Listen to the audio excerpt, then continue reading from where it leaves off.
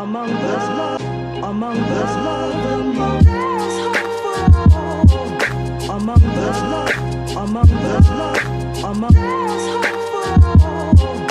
Among us, love, among us, love, the most hopeful. Among us, love, among us, love, among us, hopeful. Among us, love, among us, love, the most people get ready. There's a train a-coming. You people get ready. There's a train a-coming. You people.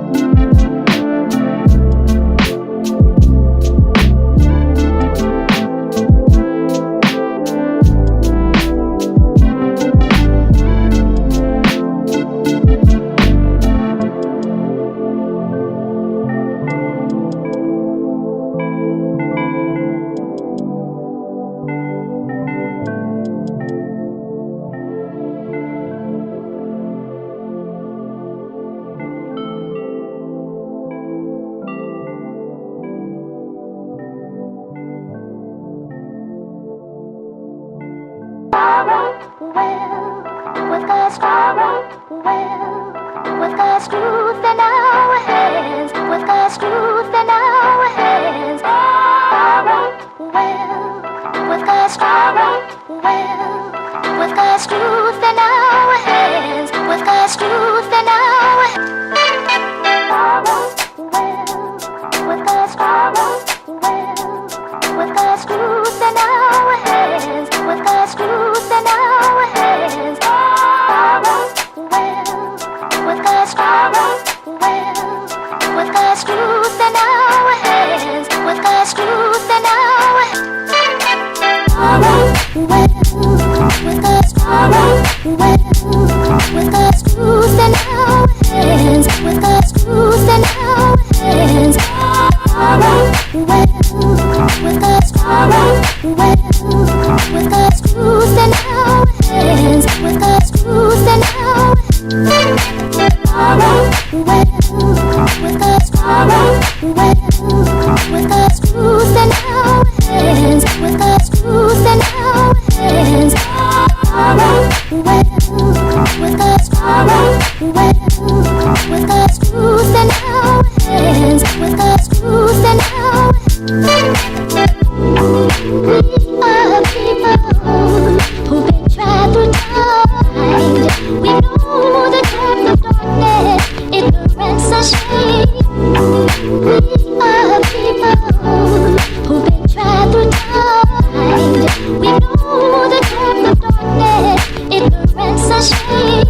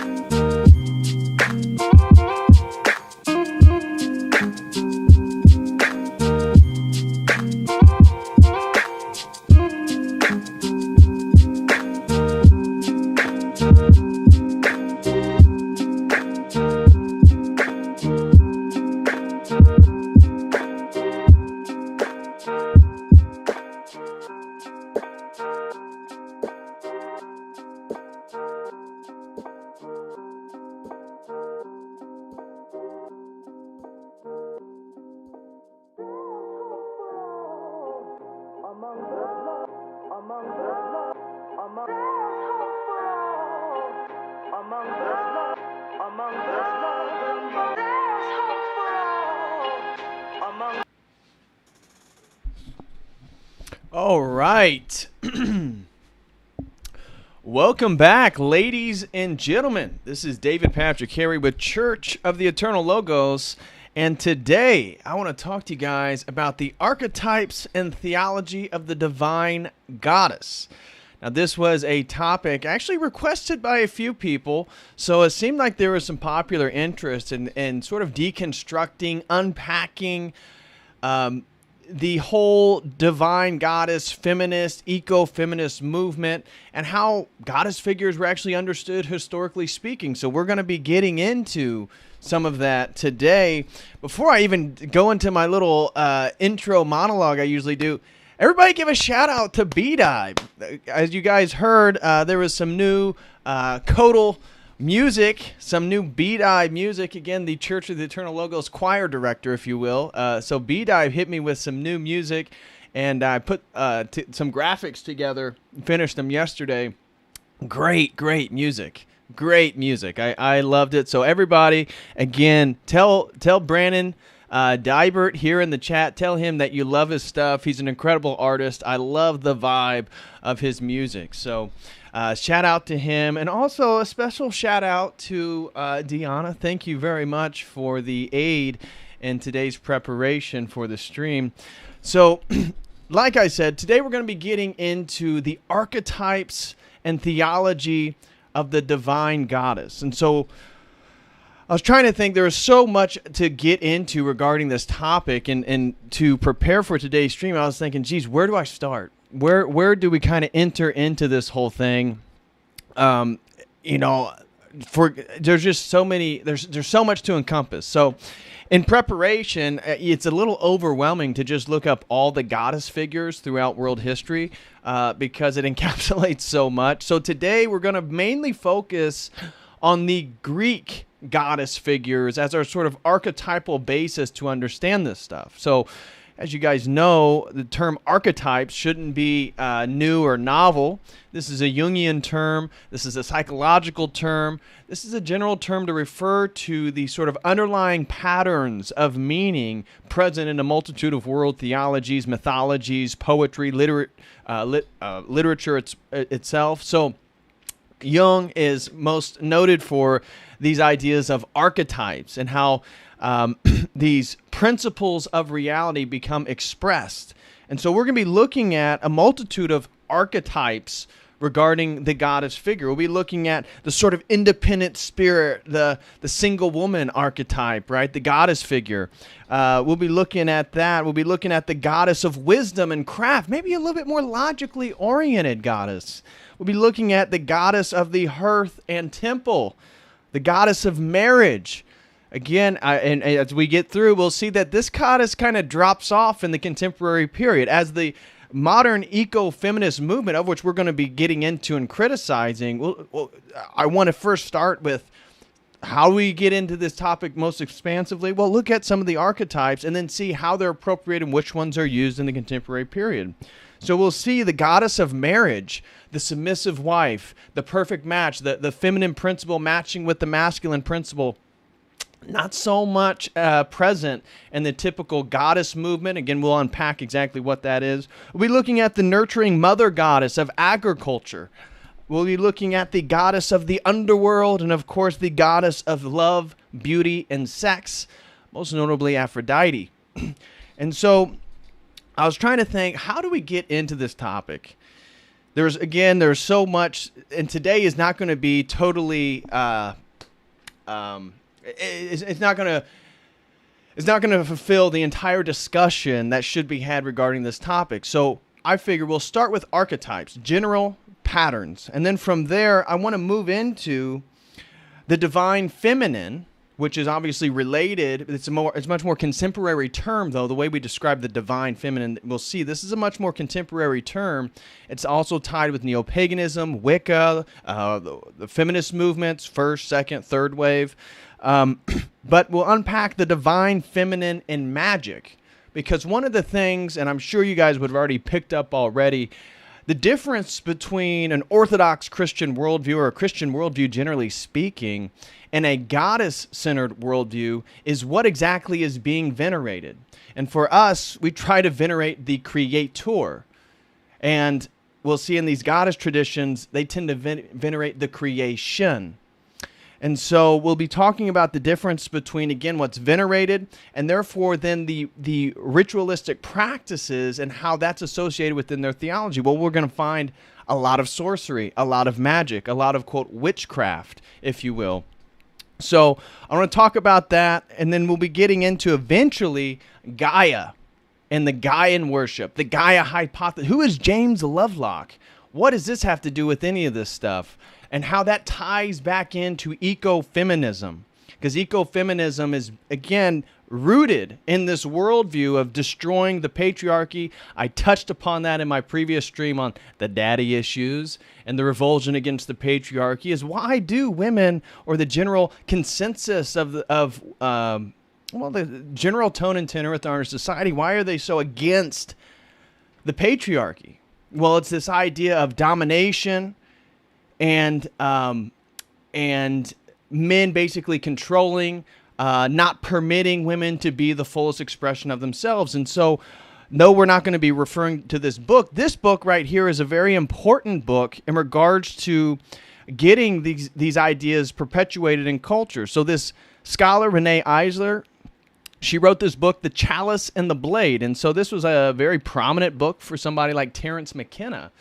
And he loved this book about this difference between the partnership and the dominator society. And the whole premise of this book is to talk about violence, talk about warfare and all this stuff, about it's much more male-centered. And that if we just went back to a much more idyllic, though she does hedge her bets and not say utopian, but a much more idyllic state of a relationship between humanity and nature, that would be back into much more of a goddess-centered worshiping tradition. Again, consistent with the presupposition that what these traditions do is worship creation itself. But she puts forth this book about how the patriarchy, again, for the lack of a different term, is male domination. It's suppression, it's dominator, it's evil, it tears apart our ecosystem, right? It has to do with the ego and all this different stuff. Well, that rhetoric probably sounds pretty familiar, and this is one of the scholastic sources where this actually gains some legs. So the Chalice and the Blade was actually written in 1987, and again, it's talking about how these different social systems, with particular attention to how society constructs roles and relations between the female and male halves of humanity.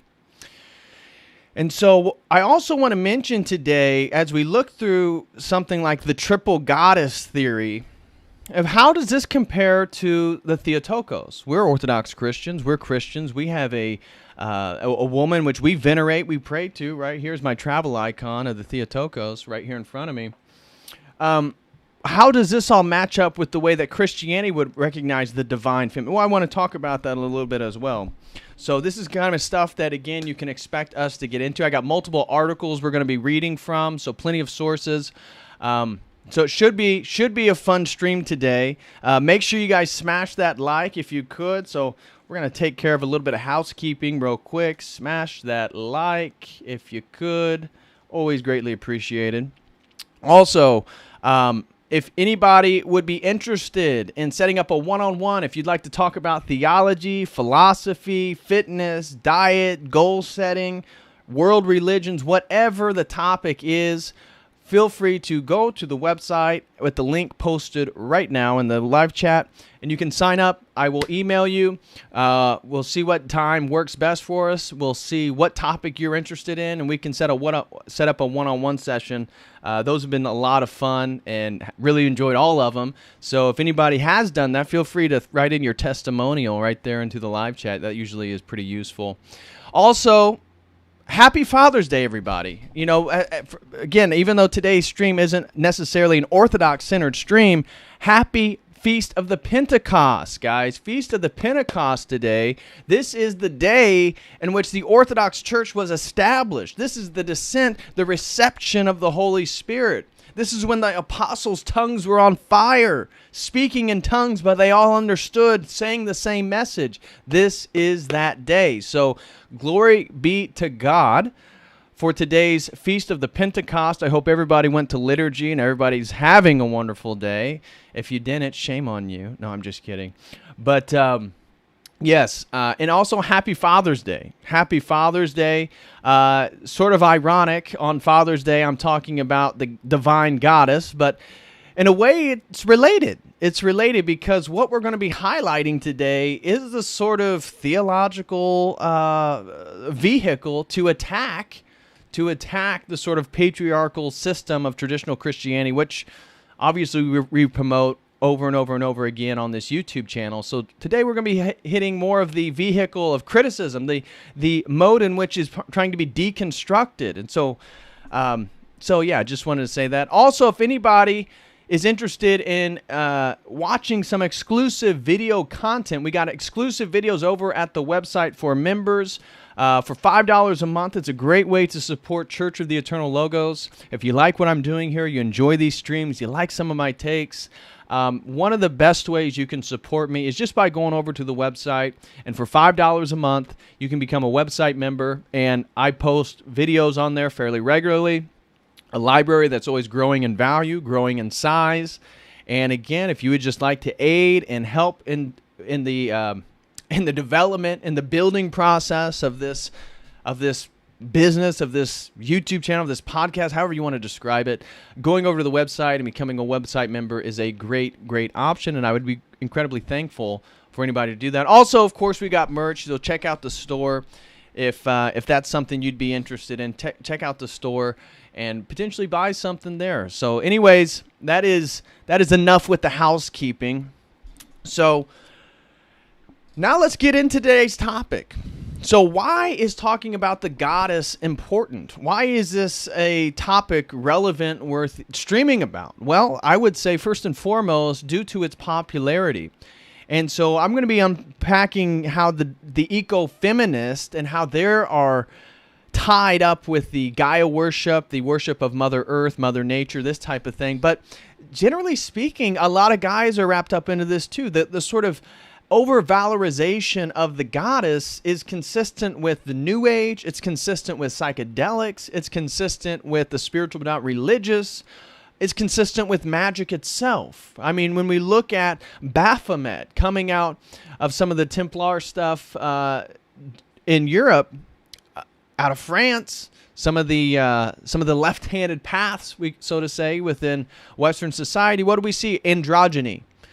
And I don't think androgyny is far away from goddess worship. And if you actually dive into figurines, these sort of archaeological evidence for a lot of this goddess worship, you're going to see a lot of these trinkets, pregnant women, big breasts, this type of stuff, symbolizing fertility, symbolizing life, birth, rebirth, right? The cyclical nature of life itself.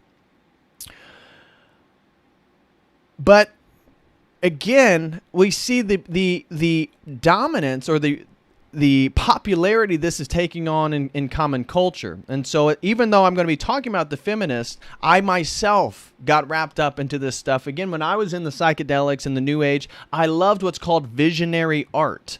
Again, if you can get on Google or use DuckDuckGo, I prefer DuckDuckGo on your Brave browser. But if you put in visionary art, you'll see there's a whole field, there's a whole style of art called visionary art where, again, it's trying to use a lot more colors. It's psychedelic themed, if you will. But the promotion of the goddess is central to it. And so you see much more eroticism. You see, again, this idea of nature being divine. And you're also going to be in the presence of magic or sorcery or witchcraft or wizardry as being promoted as a way to express one's power. And I fell victim to all this stuff.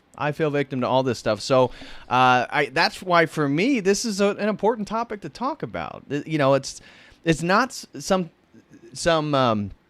minor event relegated to the fringe of society. No, this is very prominent. And hopefully, by the time we get towards the end of this stream and we start talking about Gaia is just, technically it's the term for a Greek goddess of earth, but then Gaia has also been appropriated in regards to the Gaia hypothesis. This is a theory put forth by a gentleman named James Lovelock in the 1970s, that the earth itself is a living organism.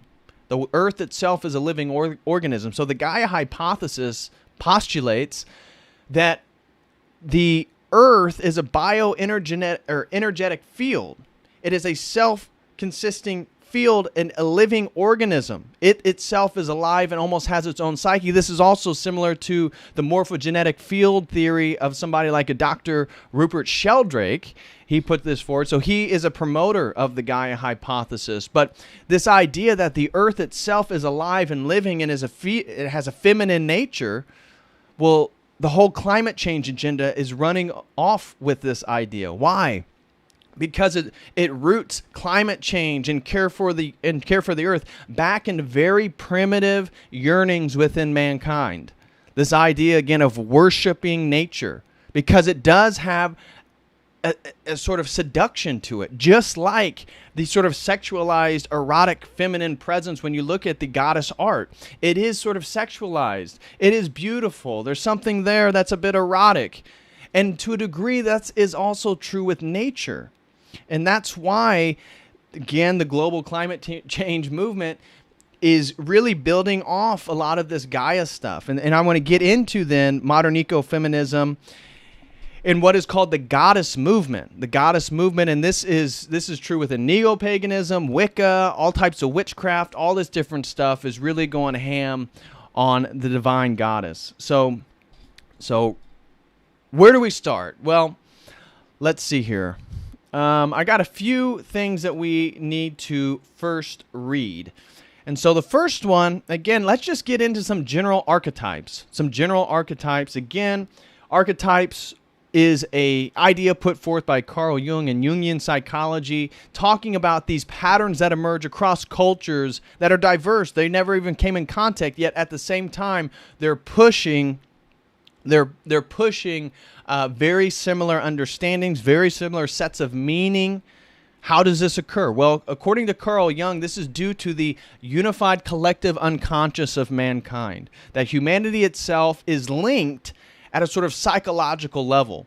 And that though we have a sort of conscious mind, we have egoic structures, we have all these structures within the neofrontal cortex that make us unique individuals, unique persons, deep down within the vicissitudes of our psyche is a collective unconscious. It's a sort of mysterious dark sea of meaning, of human experience.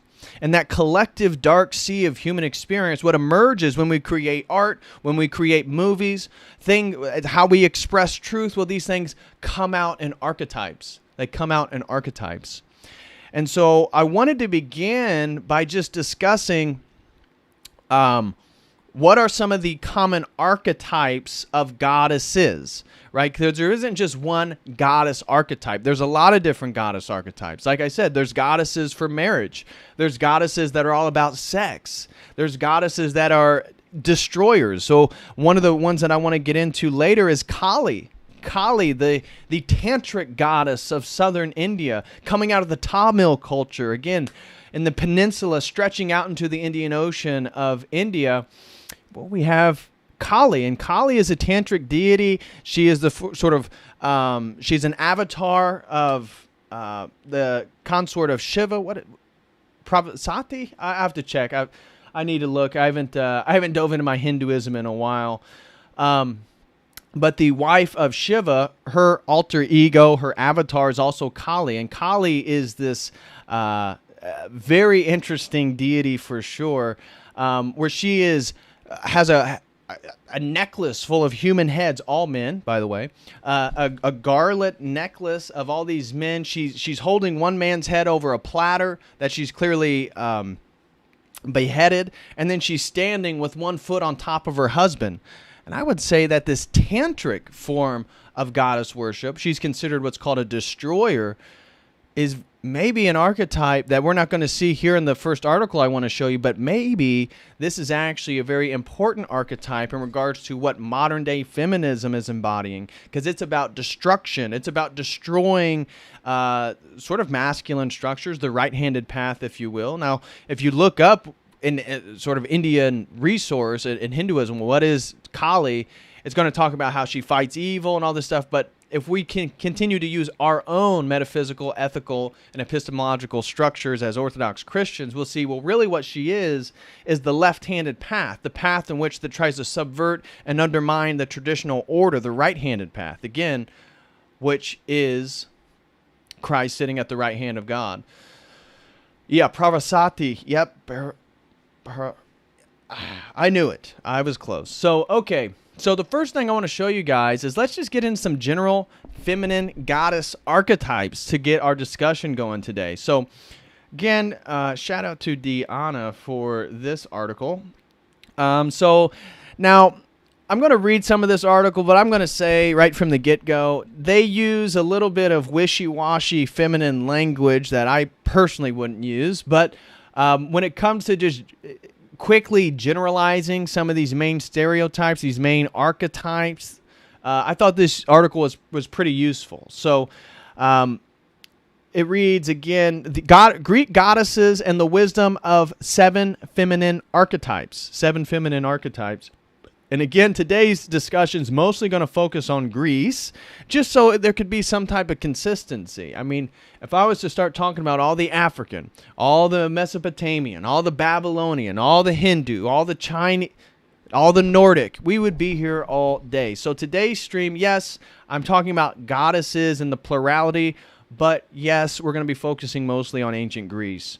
So Greek goddesses and the wisdom of the 7 feminine archetypes.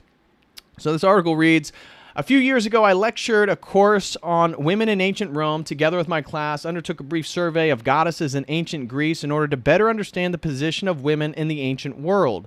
The study of mythological goddesses formed in an actual patriarchy, Greece being a far harder place for women than Rome, captivated both the students and I. It proved to be the perfect foil for the study of women, such as Cornelia, Hortensia, Livia, and Julia Doma, women diverse in character and proximity to political power, but each one rather formidable in her own right.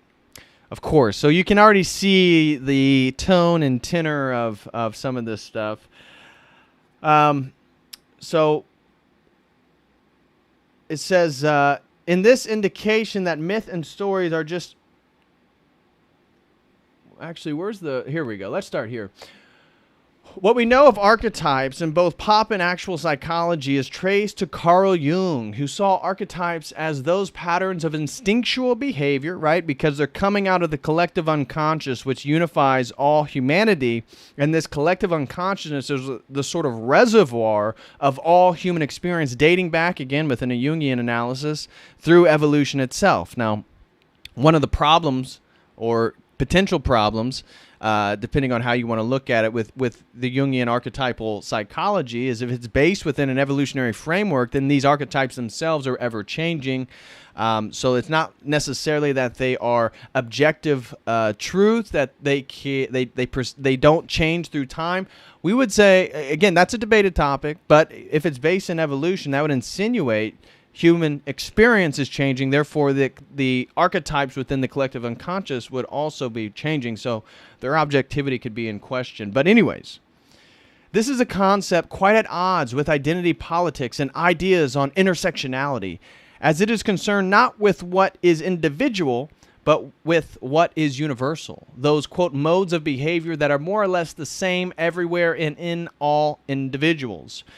Shinoda Bolen writes, myths and fairy tales, and this is the Shinoda Bolen, this is a feminist book that is actually the kind of basis for this article. Myths and fairy tales are expressions of archetypes, true, as are many images and themes and dreams, true. The presence of common archetypal patterns in all people accounts for similarities in the mythologies of many different cultures. As pre-existent patterns, they influence how we behave and how we react to others.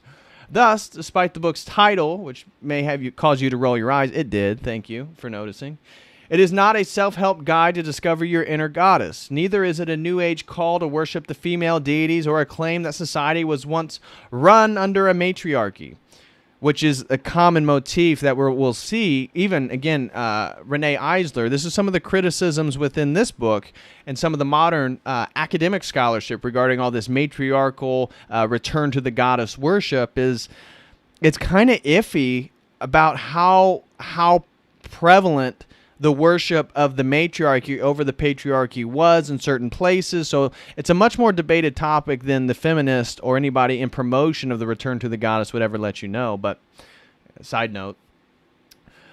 Instead, it provides a chance to use the, quote, active imagination in culminating a conversation with a visualized figure in the hope of increasing knowledge about a part of oneself. Shinoda Bolen writes, quote, once a woman can tune into the different parts of herself and can listen, observe, or feel her differing priorities and competing loyalties, she can then sort them out and measure her importance to her. She can then make conscious choices when conflict... Okay, whatever. We don't need to hear how women can use this stuff.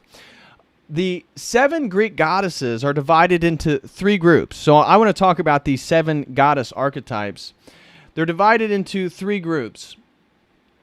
The first are the virgin goddesses, Artemis, Athena, and Hestia, who represent the independent, the self-sufficient quality in women. Emotional attachments did not divert them from what they considered important.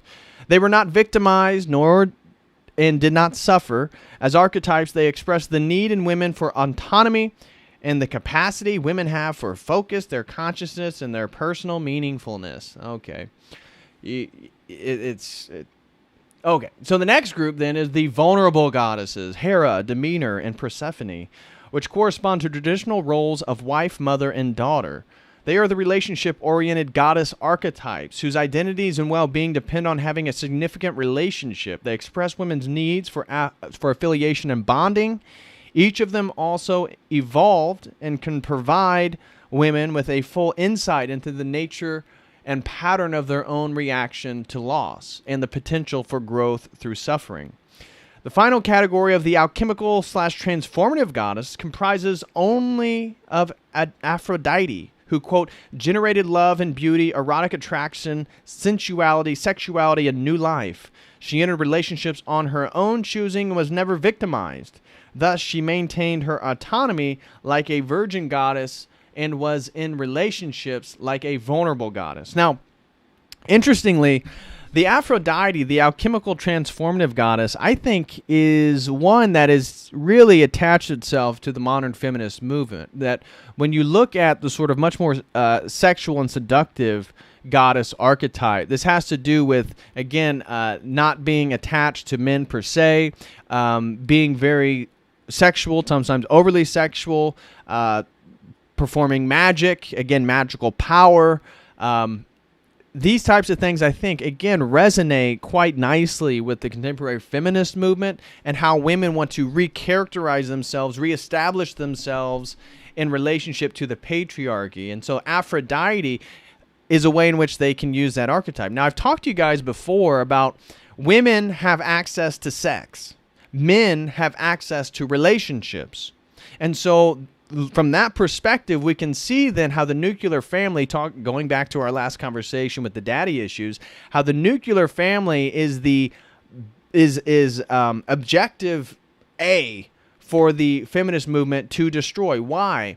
Because by definition, the nuclear family tends to take on a patriarchal structure because it's the men within the nuclear family, if it upholds those traditional boundaries, is going to protect, provide, and lead that nuclear family. And therefore, the wife tends to take on a submissive role as the helper in that organization. Well, that's because, again, men have access to long-term relationships, at least if they're a successful man, a man that's put together, and can command that type of respect and submission from a woman.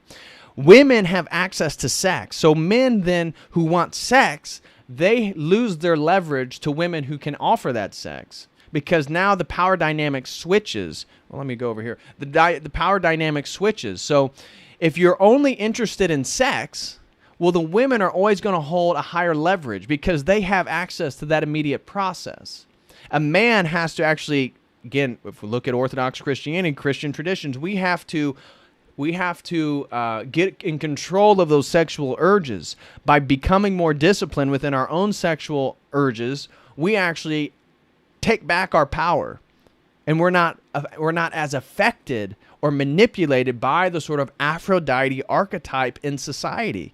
So when you see the Nicki Minaj, the whoever, the Lady Gaga, Beyonce, all this different stuff, this is taking on a sort of Aphrodite archetype, the way they dress, the way they present their body, and how that inflames the passions and the emotion of men. This is moving in the opposite way of the sort of patriarchal structure. That when you look at a traditional patriarchal religion, say Islam or Orthodox Christianity, it's about actually harnessing that sort of eroticism, because that eroticism begins to, as I'm saying, take away power from the patriarch or men, generally speaking. And you're going to see less and less nuclear families, which is, of course, what we're seeing in society.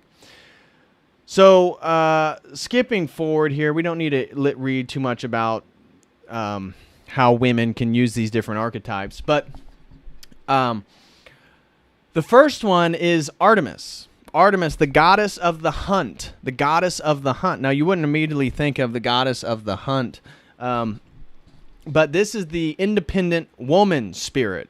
So a personification, Artemis, the Greek goddess, a personification of the independent feminine spirit who is confident, goal-oriented, and competitive. You can see already this is the sort of archetype of the woman entering into the business field, the work environment, becoming a wage slave, wanting to compete with men despite not having the same general disposition towards work, right? Women aren't fulfilled by goal orientation the same way that men are. Women are fulfilled through relationships. Women are fulfilled through the relationship with their lover and the relationships with their children and the relationships with their family. That's where women find the most meaning. Men, yes, find meaning through that, just like women find meaning through goals. But men, really, we're about goal orientation. We want to set something as a goal out into the future. And if we can accomplish that, that is a great, great sense of meaning, self-confidence, all this different stuff. But back to our article. A personification of the independent feminine spirit who is confident, goal-oriented, and competitive. It is unsurprising that, quote, emotional distance is a characteristic of an Artemis woman who is so focused on her own aims and undistracted that she fails to notice the feelings of others around her, unquote. Artemis values sisterhood and is ruthless in her desire for justice, protection of those who have been wronged. So are you already picking up on the sort of feminist spirit right here that we get with Artemis already? Through her strength as a hunter, her status as protector, again, both of which are masculine roles in society, Artemis also became a patron of childbirth. Well, at least she's back to something feminine.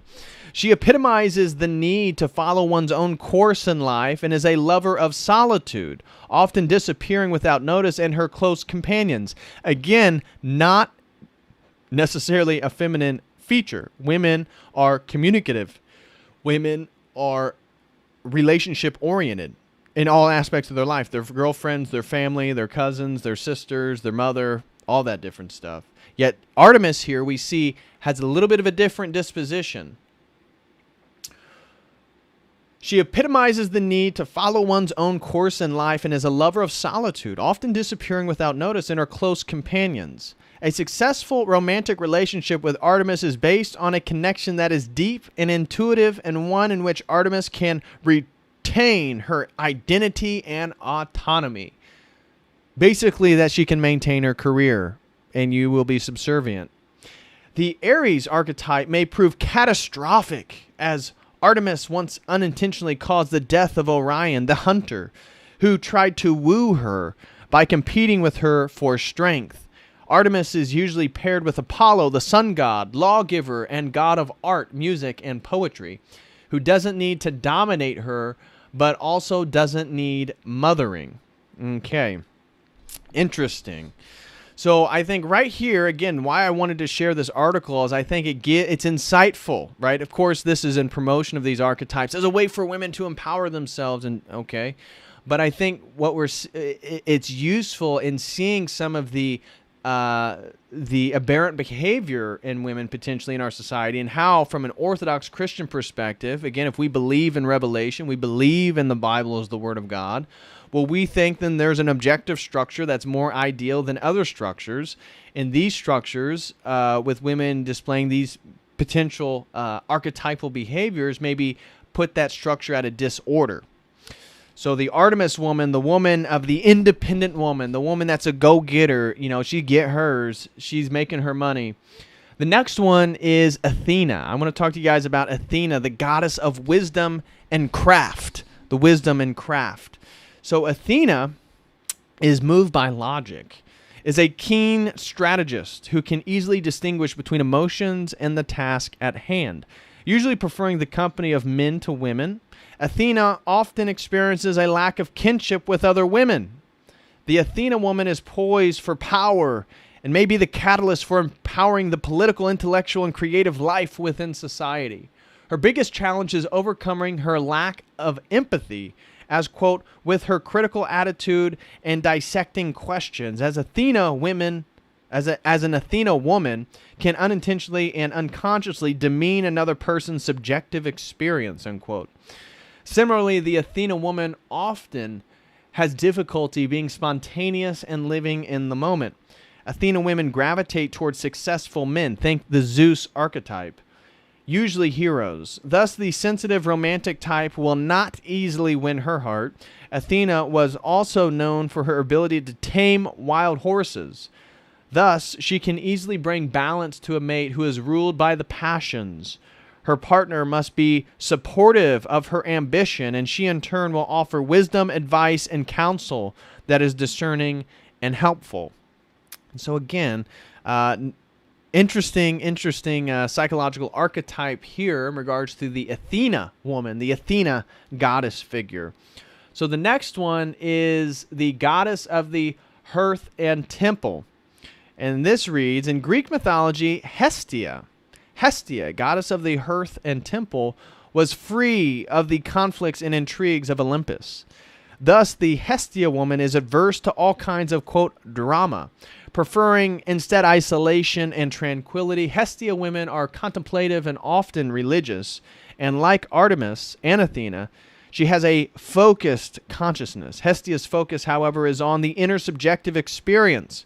Hestia's presence creates an atmosphere of warmth and peaceful order, free of competitiveness and the frenzy of modern life. Her biggest challenge is dealing with, quote, the real world, cultivating a social persona and setting goals, while remaining true to her inward orientation. Many Hestia archetypes are women who are single and remain so for a long time, but unlike those who may pity her, Hestia does not have an unconscious fear of aloneness. If she does enter into a relationship, it may be likely be with a Hermes archetype who negotiates the outside world with ease, usually being extroverted and playful with an ability to create strong social bonds. So when I read the Hestia archetype, the goddess of the hearth and temple, my mind immediately went to a sort of new age woman, right? Somebody who's apparently very religious, who has a trouble, whose sole focus is on their subjective experience, has difficulty with the real world, is putting off being a mother, some of these more traditional forms of feminism. And I couldn't help, again, by just think that this archetype embodies many of the sort of new age women that I have come across in my own experience in life. So let me know what you guys think about that. The next one that I wanted to get into is the Hera, the goddess of marriage. And so I thought the Hera, or the Juno archetype, Juno being the sort of Roman equivalent of Hera, Hera being the goddess of marriage, is the one which, when we look at the contemporary goddess movement, when we look at contemporary feminism, I say this is the archetype you're not going to see. You're not going to see this, because the Hera, the goddess of marriage, is all about being the complementation to the masculine, to her husband, and that it's not necessarily this competition. It's not necessarily this woman going out in her own way. Is that the masculine and the feminine, their focus is unification of the diversity, of the polarity into one. So Hera represents the union of the masculine and the feminine, and is a goddess devoted to commitment and partnership. The Hera woman may feel isolated in a society which says, quote, being a wife is not enough. Right, because that's what she wants to be, is a wife. She sees all other projects as secondary for her quest for a partner. Hera's status, power, as well as much as her identity, can only be achieved if it is connected to a man. For Hera, being single is difficult, but her biggest challenge is overcoming her jealousy and vindictiveness and inability to leave a destructive relationship. Once a Hera woman is betrayed, she feels discarded and may go to extremes for revenge. Due to devotion to the union of marriage, Hera has the ability to unite people and is a manifestation of what it means to be loyal and committed to a relationship or cause. Additionally, she possesses the ability to endure. We must also not forget that her name is the feminine form of the Greek word hero, meaning great lady. And so, interesting, right? So Hera, the etymological root for her name, means the great lady. And I would say this is probably the more traditional archetype out of the 7 Greek goddess archetypes we're going to be looking at. This is certainly the most traditional of the ones that we're going to encounter. And what I want to do here, once we get through these 7, I also want to introduce you guys to a concept called the triple goddess theory. And then I want to then look at the Theotokos. How does the Theotokos match up to some of this stuff? Because if we as Christians, we as Orthodox Christians specifically, Protestants don't have much Mary veneration. The Theotokos, that's the mother of God. That's the mother of God that no fully human essence, human nature, none of us can get higher than the Theotokos. That is the epitome, right? Jesus Christ was fully God, fully man. Mary was just fully mankind, right? And so she, in the Orthodox world, she's the highest. So out of humanity, it's the woman who is the highest. She is the one we all look to. Interesting. Again, most people aren't going to conceptualize that, and especially if you come from a Protestant background. There's no discussion of Mary whatsoever. There's no veneration of Mary. So you can see these Protestant nations, the U.S., Canada, Northern Europe, Australia, New Zealand. This is where we get the most feminism, the most of this goddess worshiping crap, this neo-paganism, and at the same time, their historical theology is Protestantism, which has no real role for the feminine, at least expressed theologically. So I think there's an interesting connection there. The next one is Demeter. Demeter, the goddess of grain or the goddess of agriculture. And so this is one that's going to play, again, quite prominently in our discussion today when we start looking back at Gaia and how Mother Nature, Mother Earth, Gaia is a major, major archetype. Demeter is the nurturer and mother who thrives when she is offering physical, psychological, and spiritual support. The mother archetype motivates women to nurture others, to be generous and giving, and to find satisfaction as caretakers and providers. The Demeter woman is warm and goes out of her way to make others comfortable, especially in school and work environments. She doesn't compete with other women and may be invoked with work, which ultimately assists vulnerable women and children. These qualities often result in burnout for the Demeter woman who has difficulty saying no to those seeking her help. A lack of, quote, feeling needed, unquote, may also result in frustration and depression for the Demeter woman. Demeter is typically drawn to men who need mothering and emotional support and to whom she believes the world has been unkind. This may make her, quote, vulnerable in being used as a sociopath who may tie up a Demeter's woman emotional life for years and may drain her financially.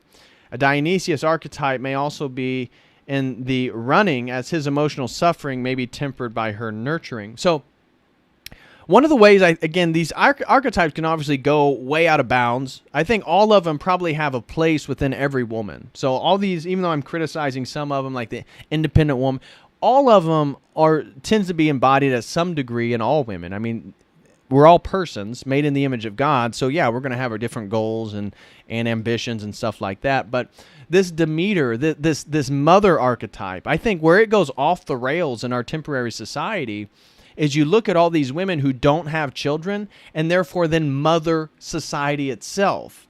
That now they want, again, the social justice warriors. They want to be the nurturers and the care providers for all the unjustness, for all the unkind acts that are happening in society because they themselves don't really have a family to focus on. They don't have children to do that in their own home. And so society itself becomes the village in which they're going to help raise. And then it talks about it needs a man who needs mothering. I can't help but think of then all the beta males. A beta male who gets with a woman is also probably going to be a social justice warrior who also has these same dispositions towards society in ways that they want to mother it and take care of the unjust and do all this different stuff. So when I was reading this one, I couldn't help but think, This is really interesting, that maybe the mother archetype has gone completely off the rails with some of these, again, sterilized, birth control ridden, I don't want to have kids, don't want to be part of the patriarchy, but I'm going to mother society, social justice warrior women. That this archetype might be the one that they are most associated with, because maybe they aren't goal-oriented, maybe they aren't the most independent woman, but they maybe they're mothering, and that sort of energetic practice is maybe dominant within their relationships, and so they get more submissive men. I don't know, but I was just thinking when I read that, maybe that's how that could be understood, or at least misconstrued as a psychological archetype. Again, if you disagree, feel free to say. The next one is Persephone, the maiden and queen of the underworld. And so Persephone contains within her the dual archetype of the maiden, the young goddess, innocent and associated with fertility, and the queen of the underworld, who reigns over the dead souls, guides the living who visit the underworld, and claims for herself what she wants. To be the maiden has less to do with age than it does to do with being the eternal girl who doesn't commit herself to anything or anyone, because making a definite choice eliminates other possibilities. And so right there, I think that probably encapsulates the psyche of a lot of women, right? That they don't want to commit themselves. I mean, again, we're seeing this a lot in our own culture. So they don't want to make a definite choice because it may eliminate other possibilities. While this allows for great adaptability, in order to truly grow, the Persephone woman must learn to make commitments and to live up to them. Failing this, she will forever be a victim of the will and power of others, becoming a long sufferer or martyr. However, her descent into the underworld shows the possibility of pain forcing growth. As the queen, Persephone symbolizes receptivity, intuition, and empathy to the suffering of others. Thus, Persephone's gifts include the cultivation of imagination and inspiration.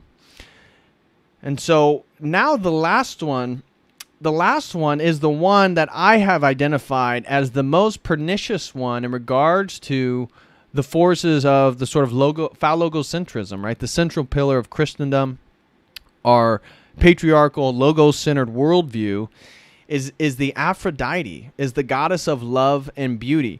And again, why do I think this one's the most pernicious? Because it slants the playing field, the power dynamic between men and women. Women have power because they have access to sex. And so in a society where it's all about sex, they're going to hold the majority of the leverage. In a society where it's about long-term relationships, family, and marriage, men are going to hold a little bit more of that leverage because the responsibility, the onus is going to be on their shoulders to provide, to have a vocation, to be the spiritual leader, to be the physical protector.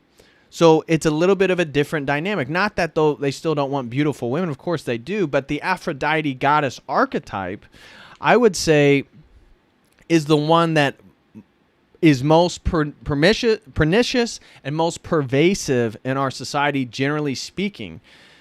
So Dangerfield Henley says Aphrodite is the Crowleyan Scarlet Woman.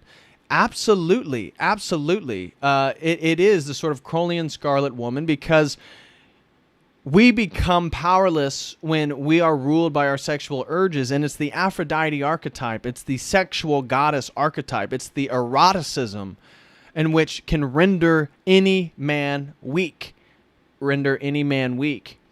And so this, again, forces us to be in control of ourselves so we can be stronger men. But let's read about the Aphrodite goddess of love and beauty archetype. So for the Aphrodite woman, emotional experience trumps the need to be independent or the need to create permanent bonds, right? This is a big one. So for the Aphrodite archetype, it's never about long-term relationships. It's about immediate pleasure. It's about sex. It's not that she can't get relationships, right? The Aphrodite archetype, she can get all the relationships she wants. It's just the relationships have nothing to do with long-term. They have nothing to do with marriage.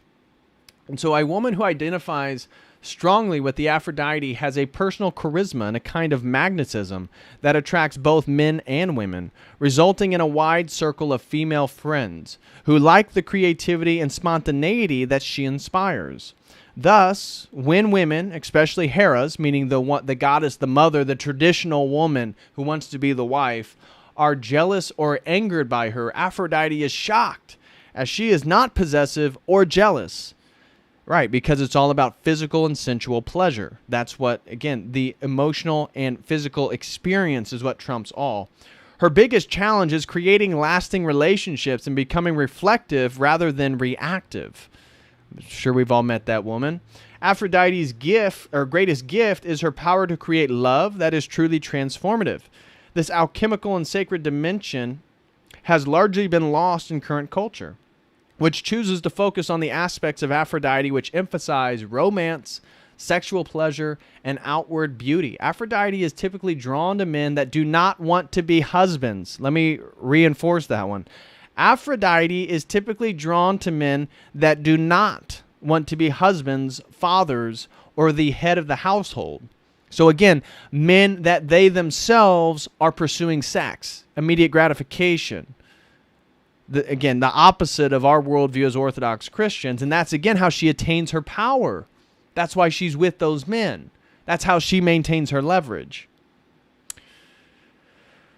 The faithful Hephaestus man needs a partner to appreciate the beauty of the things he makes while providing Aphrodite with the stability she needs. Ares, the god of war, is fiery with a swaggering machismo, and an Aphrodite-Ares combination is an inflammable mix, but could later prove harmonious.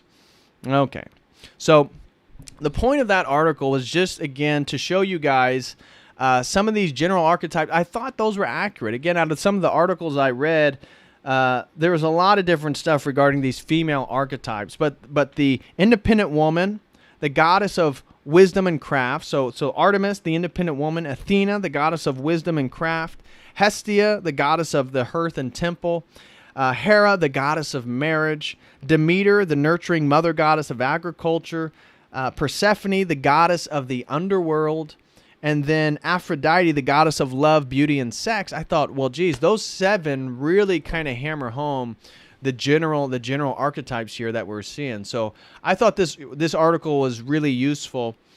Now I want to move to this concept called the triple goddess. The triple goddess. I don't know if you guys have ever heard of this before. Again, also, for those that are here, please smash that like. Would greatly appreciate that. Smash that like. And again, if you would by chance like to support the stream, please super chat using the Streamlabs link. If you could, that would be fantastic. So, all right. So now we just talked about these 7 goddess archetypes. Now what I want to get into is this very important idea called the triple goddess theory. And this is very, very, very prevalent in what's called contemporary neo-paganism. So the triple goddess is a deity or deity archetype revered in many neo-pagan religious and spiritual traditions. In common neo-pagan usage, the triple goddess is viewed as a tri-unity of 3 distinct aspects or figures united in one being. Again, this is like the goddess trinity. That's why I wanted to bring it up, because what we see here, I would say, and if there's any truth in it, it's the prefiguring of the Holy Trinity itself. It's the logos spermaticos. It's the seed of the Trinitarian divinity present. But again, the way we understand this triple goddess theory, it's really about lunar worship. And so when you look at this symbol here to the right, you see it's like a crescent moon, then a full moon, and then another crescent moon, because the triple goddess is the waxing moon, the full moon, and then the waning moon. It's the maiden, the virgin, the mother, and then the crone, the old woman. So here, let's read a little bit more about this triple goddess theory, though. In common neo-pagan usage, the triple goddess is viewed as a triunity of three distinct aspects or figures united in one being.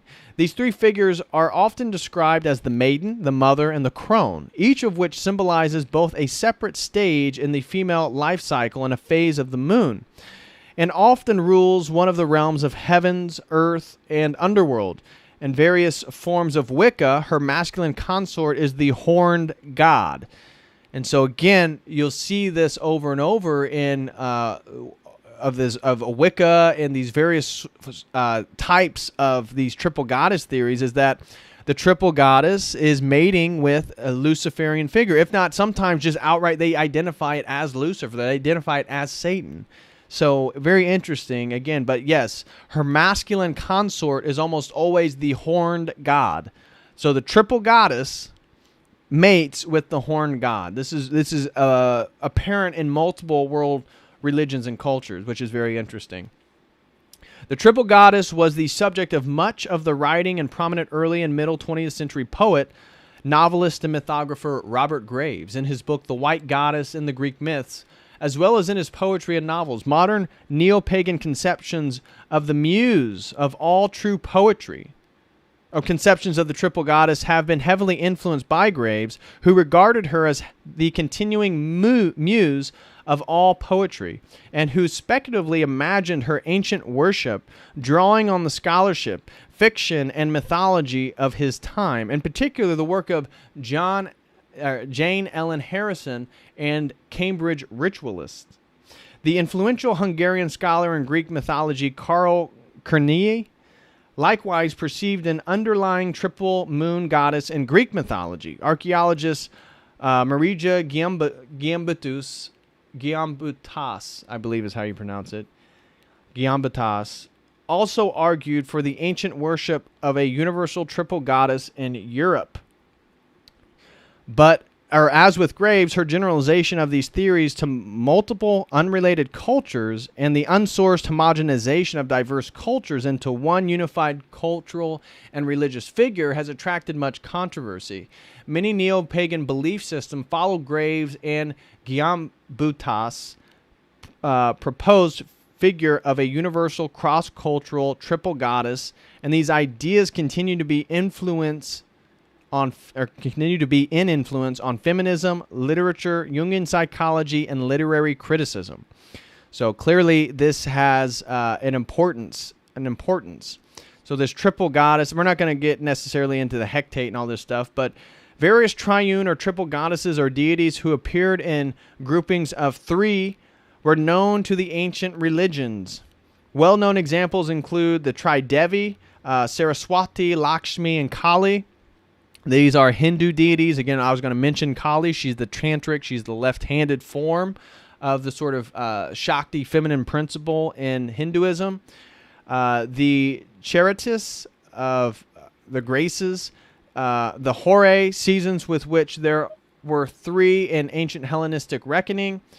The Miori, the Fates, or Moray, I'm sorry. Some deities generally depicted as singular also included triplicate aspects. So I wanted to move down here to Jungian archetype theory. And I wanted to read this section to you guys real quickly. So the Jungian archetype theory, the triple goddess as an archetype is discussed in the works of both Carl Jung and Karl Kerényi. Again, he's the Hungarian scholar. I'm not familiar with him. And the later works of their follower, Erich Neumann. Jung considered the general arrangement of deities and triads as a pattern which arises at the most primitive level of the human mental development and culture. In 1949, Jung and Kerényi theorized that groups of three goddesses found in Greece become quaternities only by association with a male god. They give the example of Diana only becoming three, daughter, wife, mother, through her relationship to Zeus, the male deity. They go on to state that different cultures and groups associate different numbers in cosmological bodies with gender. The threefold division of the year is inextricably bound up with the primitive form of the goddess Demeter, who was also Hecate, and Hecate could claim to be mistress of the three realms. In addition, her relations to the moon, the corn, and the realm of the dead are three fundamental traits in her nature. The goddess's sacred number is the special number of the underworld, 3, and dominates the Clothic cults of antiquity. Karini wrote in 1952 that several Greek goddesses were triple moon goddesses of the maiden mother crone type. And again, I'm going to speak to this here in a second, including Hera and others. For example, Karini writes that Athene, virgin and mother in Greek religion, in 1978, translated from German by Murray Stein, quote, with Hera, the correspondences of the mythological and cosmic transformation extended to all three phases in which the Greeks saw the moon. She corresponded to the waxing moon as maiden, to the full moon as fulfilled wife, to the waning moon as the abandoned and withdrawing woman. He goes on to say that the trios of sister goddess in Greek myth refer to the lunar cycle. In the book in question, he treats Athene as a triple moon goddess, noting the statement by Aristotle that Athene was the moon, but not only the moon. And discussing examples of the Great Mother archetype, Neumann mentions the fates as, quote, the threefold form of the Great Mother, unquote. Details that, quote, the reason for their appearance in 3s or 9s or more seldom in 12s is to be sought in the threefold articulation underlying all created things. But here it refers most particularly to the three temporal stages of all growth: beginning, middle, and end, birth, life, death, past, present, future. Andrew von Henne claims that Neumann's theories are based on circular reasoning, whereby the Eurocentric view of the world mythology is used as evidence for a universal model of individual psychological development, which mirrors a socio-cultural evolutionary model derived from European mythology. Okay, so what I thought is so interesting in regards to that Jungian section, this triple goddess theory, is one, obviously I see a prefiguring of the Trinity, right? This goes back well before Christ. But also this emphasis on the beginning, the middle, and an end. Even though they do adopt circular systems, some of them, generally speaking, but that is how we understand time as Christians, that we believe in creatio ex nihilo, creation out of nothing. And because we believe that, we have a creator deity. He's the only thing that is uncreated in his energies. And so creation itself has a beginning point, therefore creation itself has to have a middle point or a climax, and then creation itself has to have an end point, So for the triple goddess theory, it's, again, coming from Robert Graves, who's a very noted and popular person in these circles. But the waxing moon, so again, this has to do with the lunar cycle. So the waxing moon, from the crescent all the way up to the next stage being the full moon, is considered the maiden or the virgin. And this is because it represents enchantment. It represents inception. It represents expansion, new beginnings, birth, youthful enthusiasm, and again is the waxing moon. Now, the full moon is the typical mother archetype, the full expression of the feminine. So the full moon in the triple goddess theory is ripeness, fertility, fulfillment, stability, and power. That is the mother archetype. And life, obviously, because she's giving birth. And so that's considered the full moon. So the full moon represents, again, the central archetype, the mother archetype in this triple goddess theory. And then the waning moon. So now we have the full moon, and it's just going to get smaller and smaller and smaller from there. The waning moon is considered the crone, the old woman, the woman whose sexuality is dried up, right? That, again, the things in which society wanted from her before, the things in which she could provide, such as life and fertility before, those things are no longer in her possession. Those are no longer in her possession. So what is the role of the waning moon, of the crone figure? That is wisdom. That is repose. That is death and endings. And so what's interesting, think of like Snow White and the Seven Dwarfs. You see Snow White again, wanting to be kissed by Prince Charming. That's how she wakes up from her, that the witch, the spell that puts her under. Well, what is the witch? The witch is depicting the crone, the old woman that's dried up, that doesn't have the fertility anymore. The things that she could offer society are no longer there. And then she, again, that sort of archetype is angry with Snow White. She's the maiden. She's the virgin. She's the young woman who's yet to fulfill her potentiality as mother, as life giver, as life bringer, right? And so interesting, again, that's why I wanted to show you guys this. I think it's useful. I think it's interesting. And so once you see this triple goddess theory, that you can see how this plays out in even Disney movies and mythology and various tales, that the crone figure, again, if she's not rooted in sort of a tradition, right? So in a Christian context, that crone, that old woman who no longer has the sexuality that society wants from her, well, she should be with a man, a husband, who they grow old together. They still have family. They have grandkids, right? So she can still nurture. But again, look back at Snow White. The witch, she doesn't have that. She doesn't have a husband. She doesn't have a family. She doesn't have grandkids. And so you see how that sort of sinister, that angry woman, that post-menopausal woman, how she's a bit vengeful on the young women. Is that occurring in our society, right? Are the young women who are giving up the power of their own enchantment, of their life-giving process, of their life-giving energy, of their youthful enthusiasm, are they being deceived by the old crone in our own society? I don't know. Something to think about. But like I said, this triple goddess theory, I think it highlights the prefiguring of the Holy Trinity, a sort of divine understanding of a triune god or goddess. But think about the Theotokos then. How does the Theotokos match up to this triple goddess of the virgin, the maiden, the mother, and then the crone, the old woman? And I would say, actually, our Theotokos, the mother of God, she's all three of them. That our mother of God, the Theotokos, is the maiden, and she's a perpetual virgin her entire life. Our theology teaches that Holy Mary never fornicated, even in marriage, so she never had sex with Joseph because of the duty in which she was given, being the mother of God. So at the same time, the Theotokos is the perpetual virgin, and at the same time, she's the fulfillment of the mother of God himself. And again, Christ, God, the Logos, needed a woman to take on matter. So when we look at this general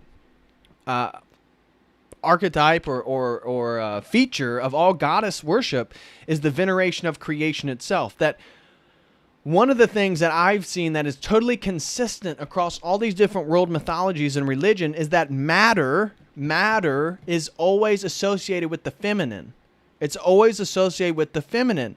And so when you have transcendent deities beyond creation itself, they're going to take on a more patriarchal figure, a patriarchal form.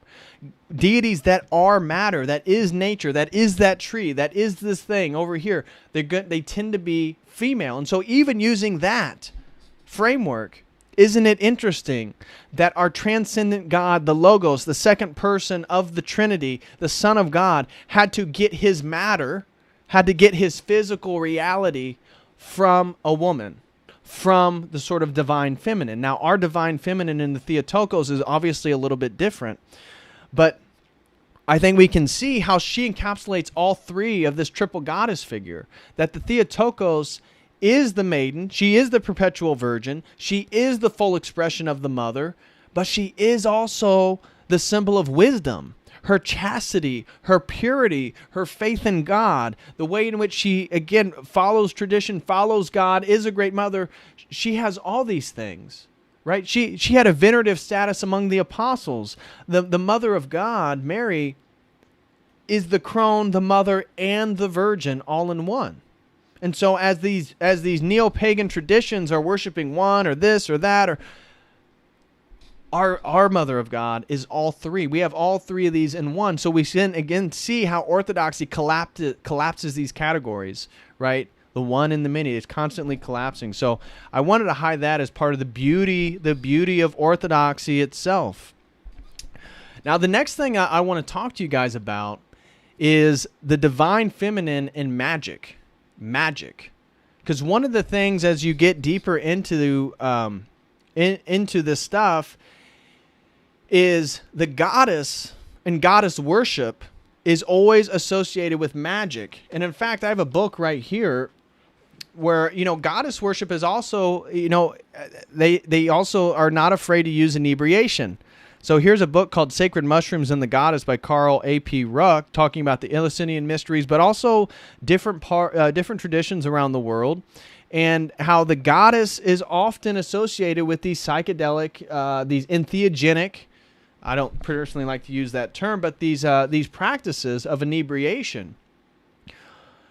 That it's very common for tribal societies, goddess worshiping societies, as I've mentioned to you guys multiple times before, to use psychedelics to venerate the goddess. Now, in regards to magic, this is how the goddess manifests one's inner divinity. So within the goddess worshiping practices, I think a dichotomy that needs to be highlighted is God's will versus my will.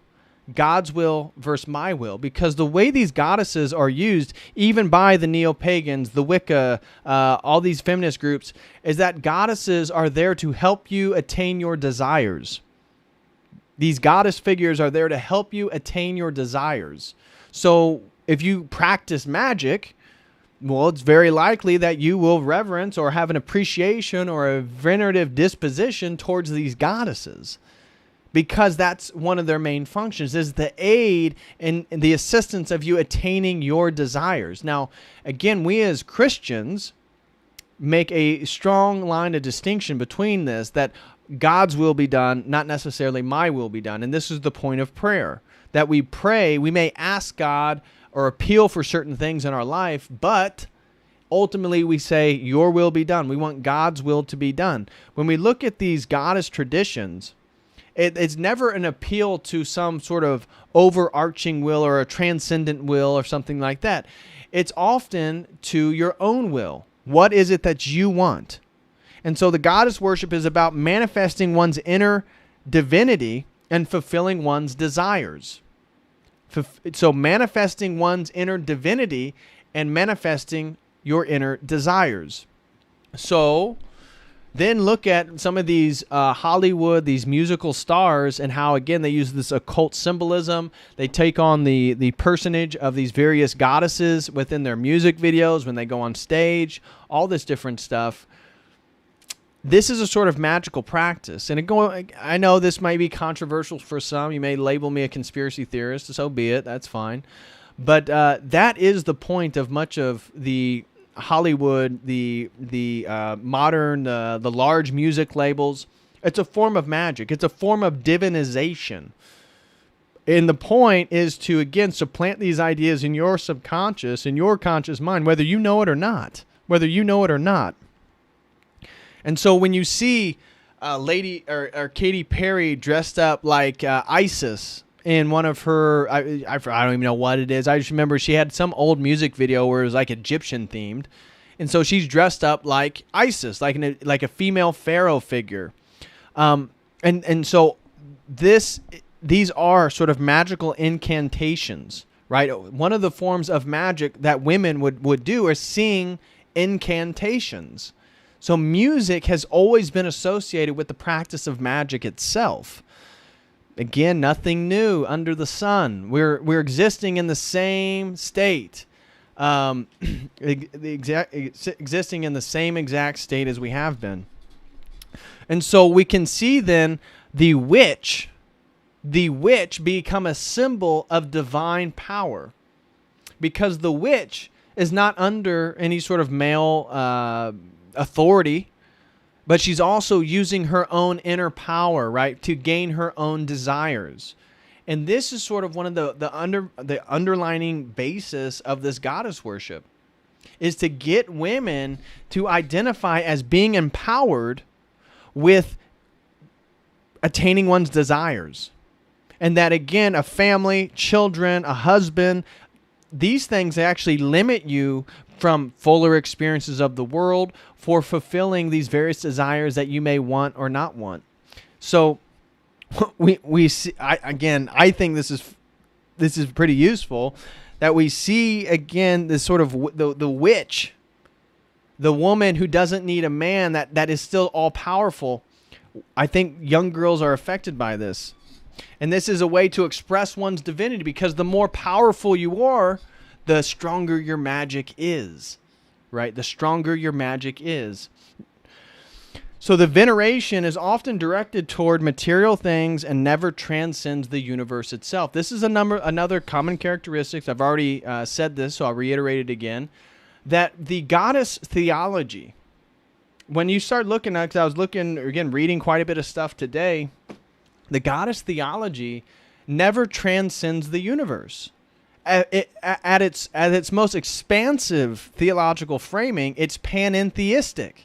Again, the universe is still God. The universe is still God. And so it's very interesting that even though they worship the goddess, they don't have a creator God. They don't have an unmoved mover.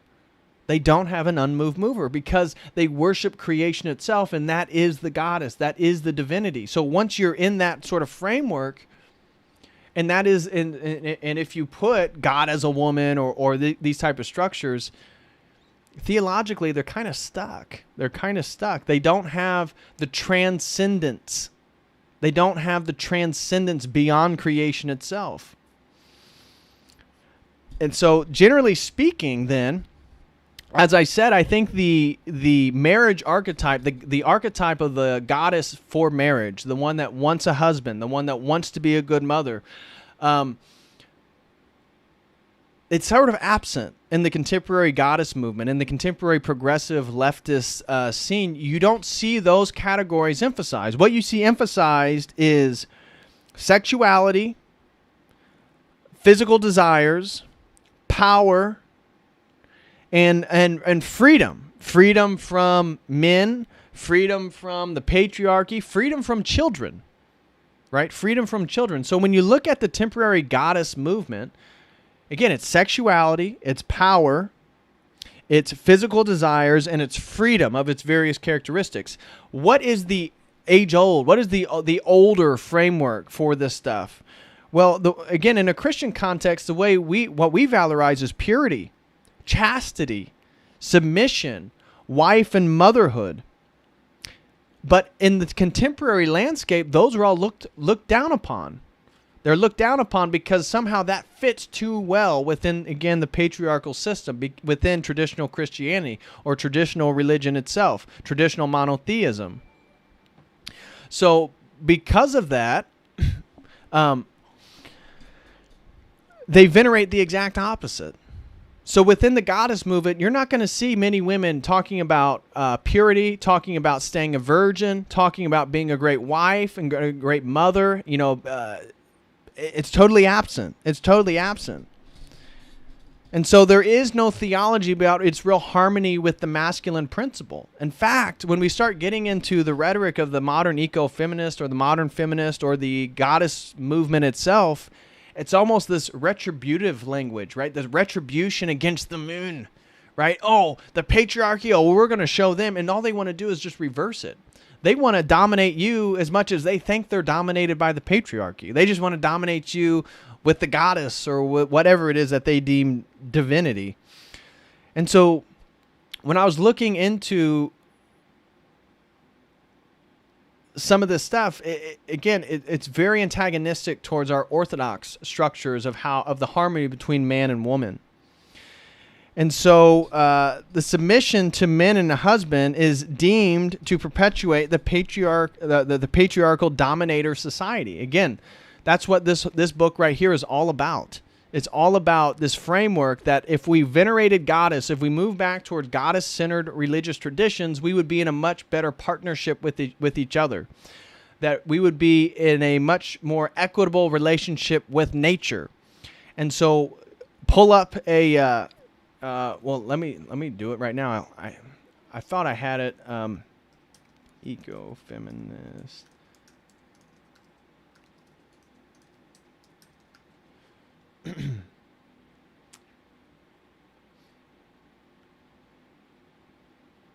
So, oh, I don't have it pulled up here. There you go.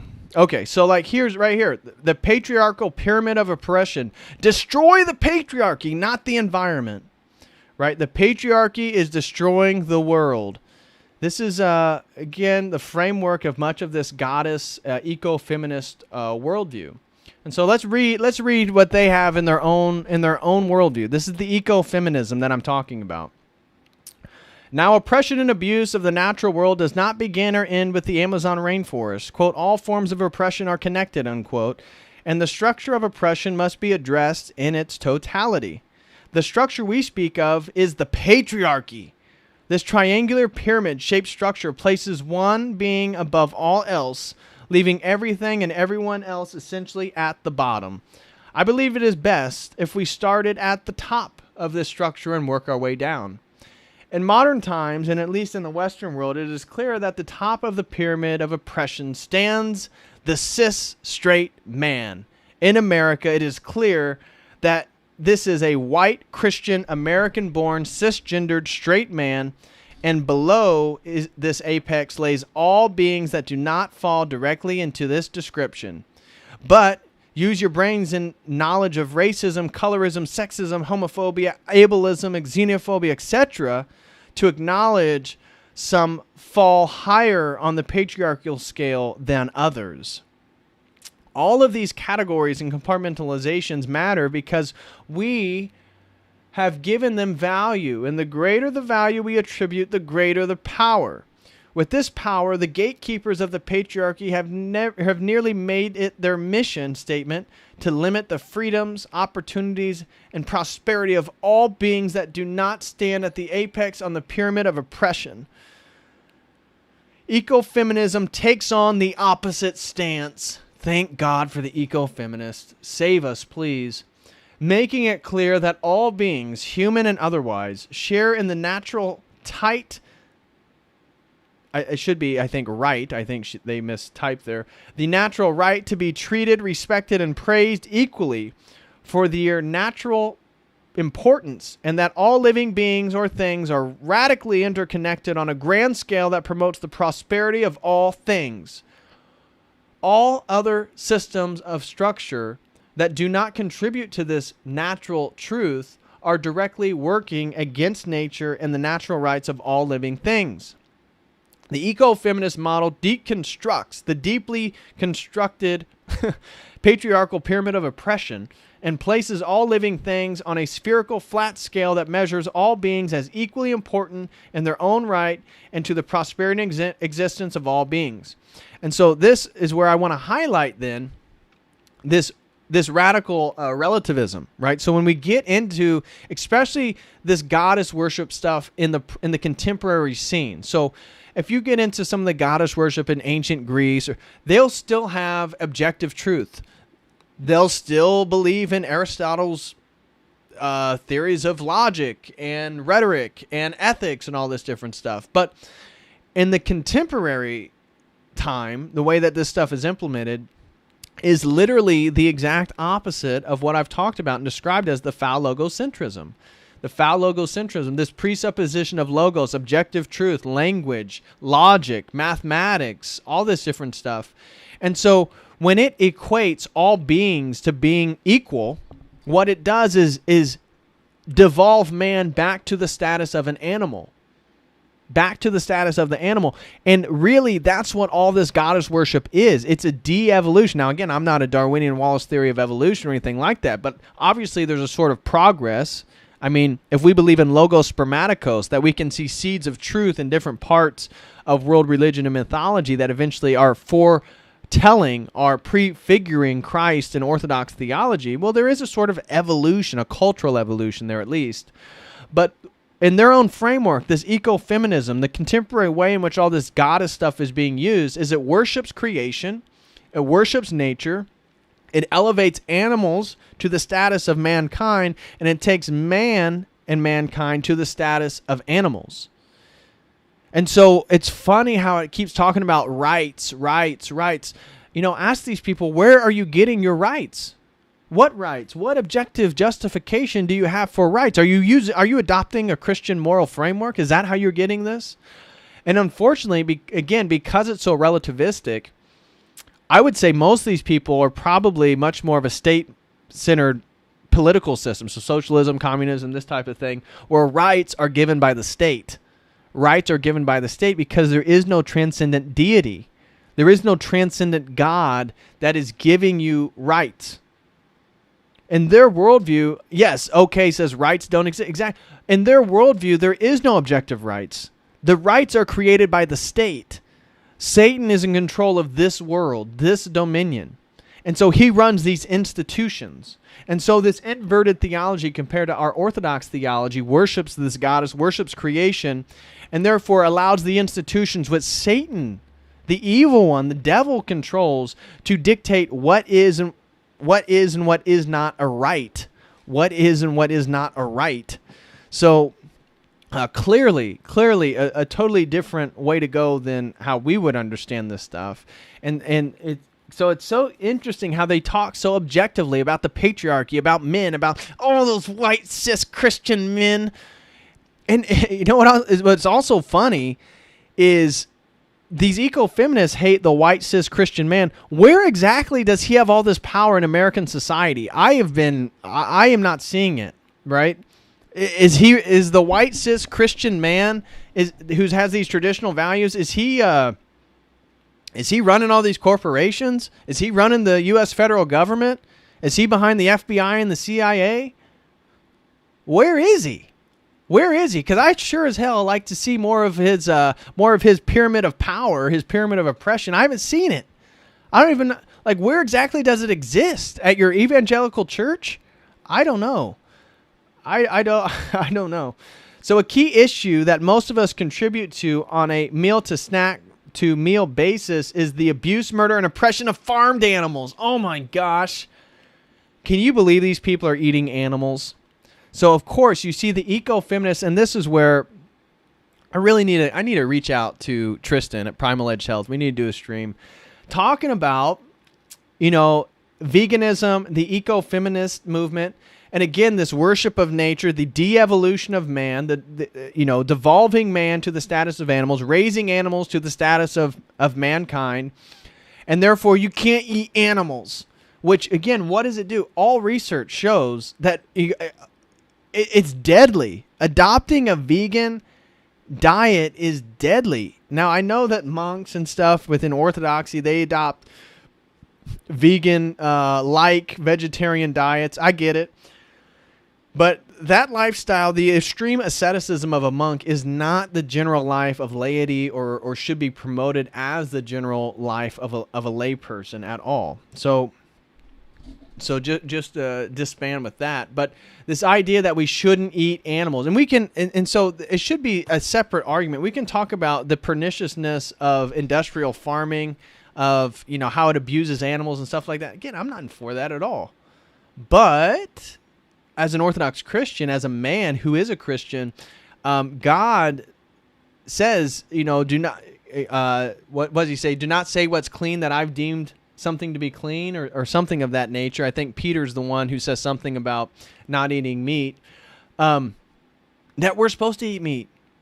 We live in a fallen world, unfortunately, and meat is essential for our health. It's essential for testosterone. It's essential for longevity, health, protein levels, strength, organ function, all this difference, brain function. And so their whole ideology actually pushes you closer to death. Within our patriarchal bubble, we have accepted the abuse and murder of animals as a necessary and natural way of life, needed to sustain human life and prosperity, aka one of the patriarchy's oldest lies. Oldest lie in the book. This principle that some living beings must be oppressed in order to ensure the survival and prosperity of others, self-important living beings, is the key principle of the patriarchy. It is important to remember the words of Dr. Martin Luther King Jr. when he said, "Injustice anywhere is a threat to justice everywhere," which is, again, so ironic. So they're using the quote of a CIA-backed, adulterous Christian man, Dr. Martin Luther King, who I'm sure he ate meat, to validate their own point that no eating meat should be allowed because it's an injustice to life. It's hilarious. You know, and when you read that last sentence, the principle that some living being must be oppressed in order to ensure the survival and prosperity of other self-important beings is the key principle of the patriarchy. Have these people ever looked at nature? Have they ever looked at nature? Like, is nature just this immense patriarchal pyramid of oppression as well? I mean, is the female lion, is the female cougar, I mean an actual jaguar, people, I mean an actual jaguar, are they part of the patriarchal pyramid of oppression? I mean, what the lack of intellectual rigor from this eco-feminist stuff is almost excruciating. It's mind-blowing for sure. Okay, so it shows us some graphic photos of factory farming, of Rihanna getting abused, of can you believe it? A 7-month pregnant woman in China was tied to a pole and beaten by a gang of men. Okay, how does, again, me as a Christian man, I wouldn't, nobody condones violence, unjustified violence like that. How does that have anything to do with the patriarchy per se? Again, it shows you the literal intellectual inadequacy of this stuff.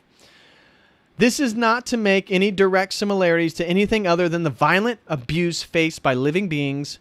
These comparisons are not to dehumanize any person in any way by making reference to similar abuse faced by animals.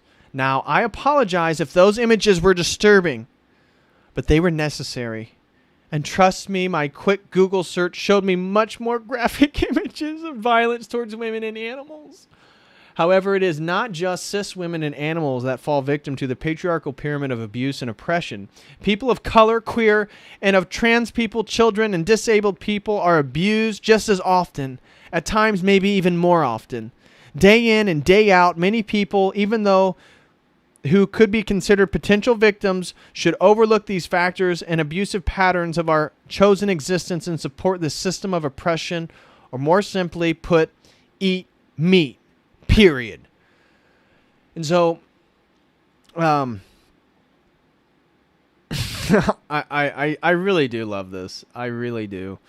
The sentence on, however, it is not just cis women and animals that fall victim to the patriarchal pyramid of abuse. It's also color, queer, and trans people, children, and disabled people. Well, the queer and trans people is what I want to highlight the most there. Why? Because as I try to highlight in our previous stream on the daddy issues, that it's the men who hold boundaries. It's the men who hold boundaries. And so this whole discussion of the patriarchy is really like again, not that they're conscious of it, but if you're trying to take it down to its root, what this is about is the traditional boundaries that are upheld by the patriarchal Christian tradition. And that those, in definition, have to be undermined.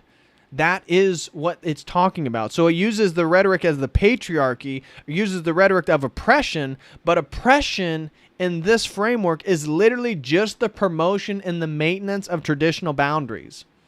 For example, homosexuality. Now again, as a Christian, we shouldn't be going out and beating anybody or being abusive to anybody. We should understand it as another sin. Now, potentially a graver sin, potentially a sin that taints one's news a little bit darker. It's a little bit more difficult to overcome. Trans people, transgenderism, literally destroying the body God gave you. Destroying the body God gave you. And then what happens? Again, because everything that the devil does only brings you closer to death. And so suicide rates with homosexuals, suicide rates with transgenders, right around between 40 to 50% worldwide. Worldwide, transgenders have a suicide rate higher than Ashkenazi Jews supposed during World War II. Now, again, that's a debated topic in and of itself, but you get my point. So eating meat, and this is why we're going to see an attack on the meat industry. We've already seen it with this hack that happened with Australia and that meat production, right? With Australia and New Zealand, which, again, unfortunately, they're extremely cucked. And America is too, so it's not like we're much different. But I think America, we have a little bit more of a, we probably have the, out of these Protestant nations that have been so cucked, we may have the most, but we're also probably the most degenerate, or close to. But the maintenance of the patriarchy and eating meat are synonymous in the eco-feminist mind. Animals, like all living beings, are not made to be used, abused, or murdered for consumption by any other living being, especially not on the scale we see today. They're literally consumed by each other. Like, animals literally kill and eat each other. What is this woman talking about? The United States Department of Agriculture records show that 9.48 billion land animals were slaughtered for consumption in 2017 alone. AnimalClock.org keeps an up-to-date record of the number of animals being slaughtered in the U.S. from second to second. There is no essential need to consume animals as food, especially not on the scale that we have been in recent times. Wrong. The eco-feminist model shows us why the rainforest, a land that houses and allows for the coexistence of many animal and plant species in such a way where all of its beings are able to prosper and grow, are exactly what we as a society and people should be striving for. However, due to our selfish, carnivorous, and careless actions, we have caused an irreparable amounts of deforestation, endangered many animal species, harmed our environment to no reversible end, and have been the direct cause of global warming / climate change, the foreseeable end of existence. Oh my gosh, the patriarchy is going to kill us all. Oh, and like human trafficking is also still very much a thing, but we'll have to save that for another time. Women and all people must see that, as Warren states it, there can be no liberation from them and no solution to the ecological crisis within a society whose fundamental model of relationships continues to be one of domination. There is no equality or possibility of fairness under a model that allows for an apex, a summit, a pinnacle. In order for us to fix our society, we must first restructure our society on the belief system of an eco-feminist model. Away with the patriarchal pyramid of oppression and in with the eco-feminist sphere of equality. There's a lot of work to do, a lot of systemic issues to acknowledge, but if our goal is to live in a fair, kind, and equitable world, the work must begin with the pyramid must fall. And so it says Mirko Lopez. So I wonder if it was a dude. Oh, man. Oh, I feel bad for him. So we see the eco-feminist rhetoric, right? We see how their whole oppression, their system of oppression and domination is really just the maintenance and the upholding of the patriarchy. That's what it is, and that's what they're absolutely in opposition to. Now, the next thing that I want to show you in regards to the sort of spirit, I think kind of the spirit of this this feminist movement is the Kali as God, the Kali goddess. So here's a depiction of Kali. So again, I don't know if you guys can see this. So here is Kali, the tantric goddess of India. So what do we see? Well, tantrism is the left-handed path. So the tantras, if you guys aren't familiar, what the left-handed path means is that in traditional Indian society, in traditional Vedic society, people would shake hands with their right hand. Gosh, I keep put over here. They would shake hands with their right hand, and that was called the right-handed path. And so that was the path where you were a son or a daughter, and then you would grow up, you'd get married, you'd have your own household, you'd provide for those kids, eventually you'd retire, or they would grow up and they would take care of you, and then you could go into your yogic state. You could pursue your enlightenment duties, so you could be released from the samsaric cycle, so you could attain moksha, the releasement from the cycle of death and rebirth. So that was considered the right-handed path. That society had a trajectory. Your life had a trajectory. There was a pattern there. There was a structure, and it was objective, and society moved by it. Now, the left-handed path, the tantric path, was the inversion to that. So the tantric people, the tantric practices, they would shake their hand with their left hand, and so they would wipe their ass with their right. where in traditional Vedic society, you would shake with your right and you'd wipe your ass with your left. They did the exact opposite. And so Kali is the goddess figure of the tantric path, of the left-handed path. And so there's multiple depictions of her, but here is...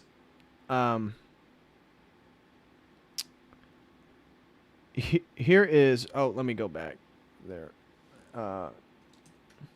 Let me describe also what we're seeing here. So let me pull that up real quick.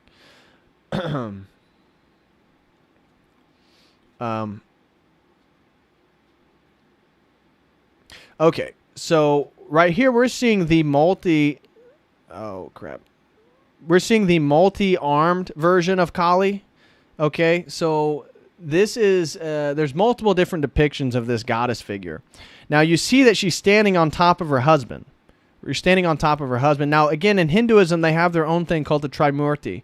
That is Brahma, the creator, Vishnu, the preserver, and Shiva, the destroyer. So her husband, Shiva, he is technically the destroyer within the Trimurti cosmology. Well, Kali is also the destroyer. And so you see how she's actually destroyer of her own husband. So she has this garland necklace of heads of these men that she's conquered. She has the head of this other guy over here. So let me describe then the general framework. And this is, again, she's a Bengali tantric goddess of southern India, of the Tamil culture. Tamil, this is a language and cultural and ethnic group within southern India. And so classic depictions of Kali share several features as follows. Kali's most common forearm depiction. So let's see here if we can see a forearm depiction. Here's a forearm depiction. So let's zoom in on this. So Kali's most common forearmed iconographic image shows each hand carrying variously a khadga. This is the crescent-shaped sword or a giant sickle. So we see that in her top left hand. A trishul, a trident, a severed head, and a bowl or skull cup, collecting the blood of the severed head. Two of these hands, usually the left, are holding a sword. Okay, let's get a better one, because this one is not matching up very well. Let's get a better one. Here we go. Here's a better one. Well, it's about the same, really. Let's look at this one. Okay, so here's one.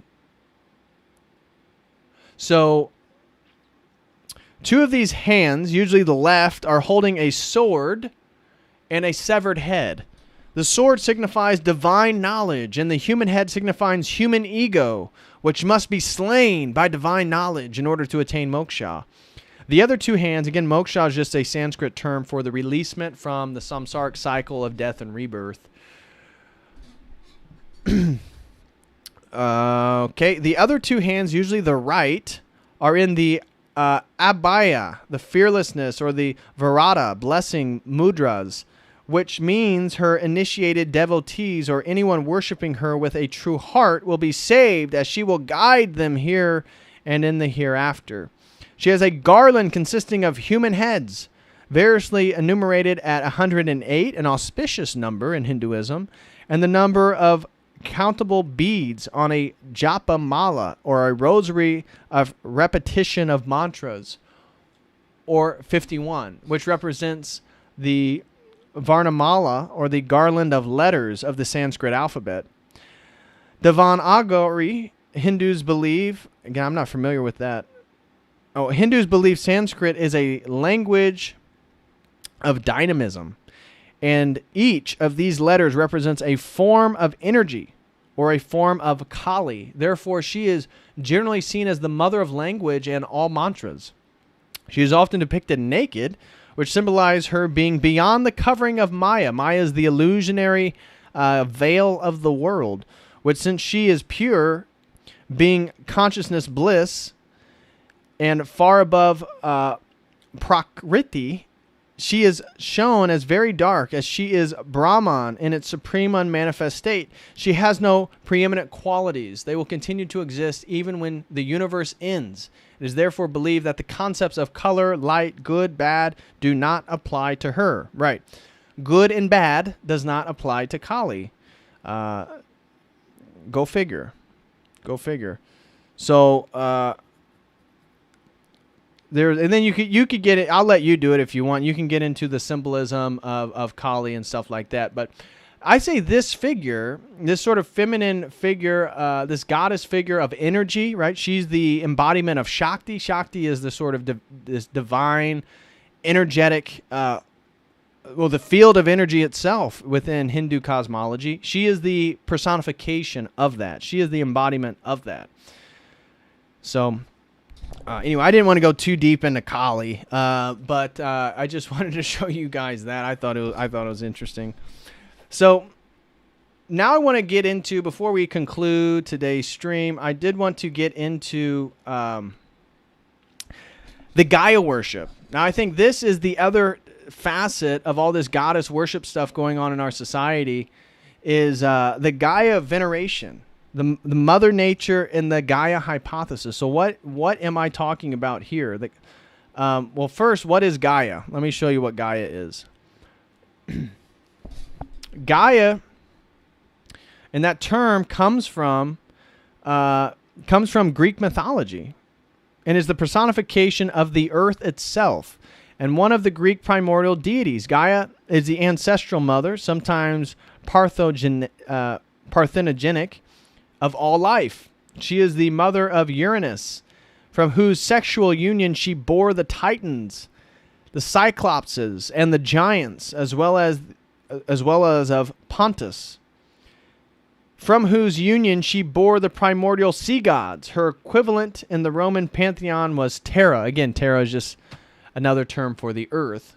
So we've already talked about Mother Nature. We've even talked about, again, the material world often taking on physical, feminine characteristics, and how even within our own Orthodox theology, the transcendent Logos takes on his physical body by being born of a woman, by being born of Mary.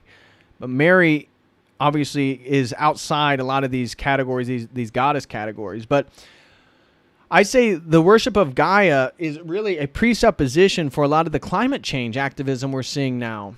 And this is tied to what I want to show you as this Gaia hypothesis. I guess it leads into Gaia philosophy, but this Gaia hypothesis, what I was trying to tell you about James Lovelock. And so it postulates and proposes that living organisms interact with their inorganic surroundings on Earth to form a synergistic and self-regulating complex system that helps to maintain and perpetuate the conditions for life on the planet. And so this self-regulating, synergistic, complex system is believed to be alive. They believe it to be a living thing. That Gaia, the Earth, so just look at, again, Rupert Sheldrake's morphogenetic field theory, that it's sort of like an epiphenomenon, right? There's like, it's like a hive mind, right? And so, okay, well, let me explain what I'm talking about. So Dr. Rupert Sheldrake has this theory called the morphogenetic field. And some of his basis for the research regarding this field is that basically there's a collective awareness of every group. Okay, so there's all these human beings, and then there's like a human subconscious, right?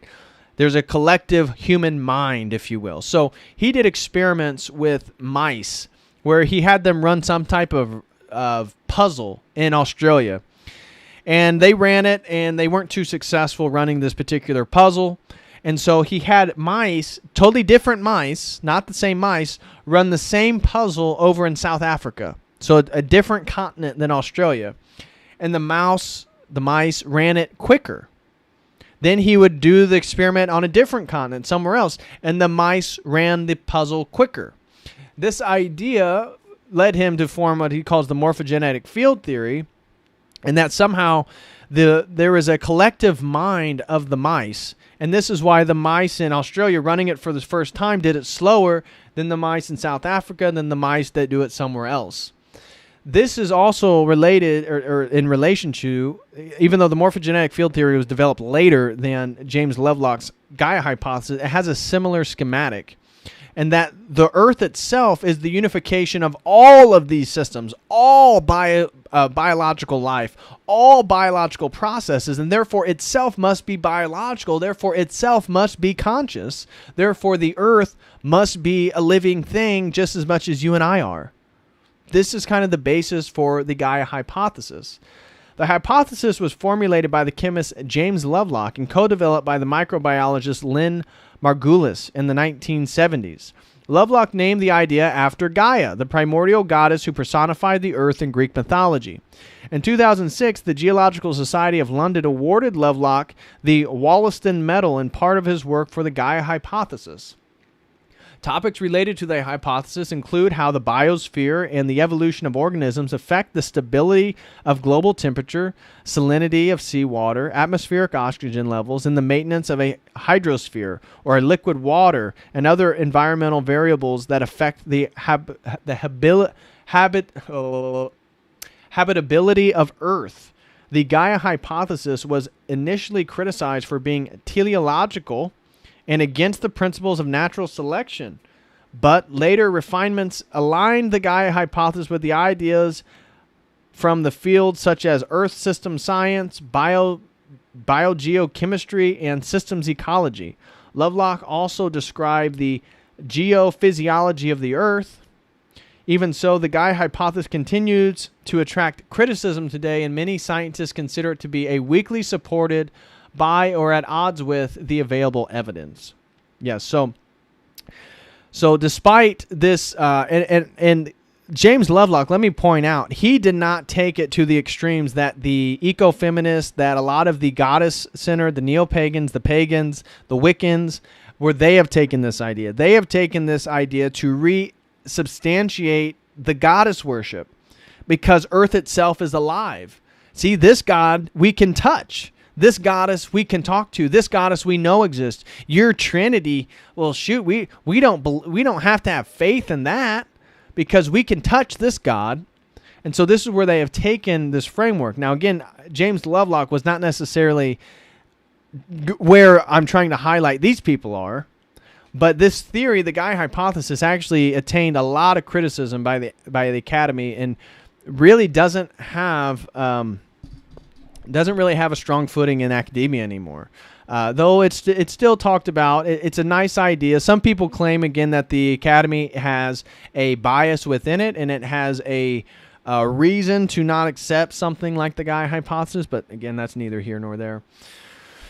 So the Earth is a living goddess backed by science. This is how some of these goddess people read the Gaia hypothesis and how this fits into their own worldview. And so this allows for the deity of climate change. Again, the one world religion. Now, the one world religion is going to be brought in different ways. There's going to be aliens. There's going to be, again, the talk of Mother Nature, the talk of Gaia, the talk of Earth, and how we're killing her. You're killing Mama. Stop it. This is, and what's killing Mama? The patriarchy. Right? Mama's being killed because the patriarchy. It's because of white, cisgendered Christian men. That's the problem, right? Read the eco-feminist article we just read. The problem and why Mama Gaia is dying is because of cisgendered white Christian men who eat meat, of which I'm in support of all of those things. And so this is the basis, I believe, for the new Goddess Worship 2.0. Goddess Worship 2.0 is this sort of pseudo-scientific backed worship of nature, worship of the earth. And so it's a spiritual, as I said before, a degradation back to paganism. Back to paganism. And so one of the things, again, how this fits within the pagan heresies of the world is human sacrifice. Human sacrifice. What was it that the ancient Israelites kept doing to the gods Baal and Moloch, right? What were they doing in Babylon and Mesopotamia that Yahweh was so irate with? They were sacrificing their children for worldly things. And so, what is the basis for the climate change cult? There's too many people on Earth. We have a population problem. Again, who's in charge from our Orthodox perspective? Who's in charge of life? God.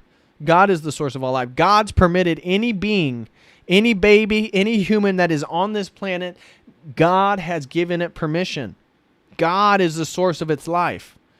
God is the source.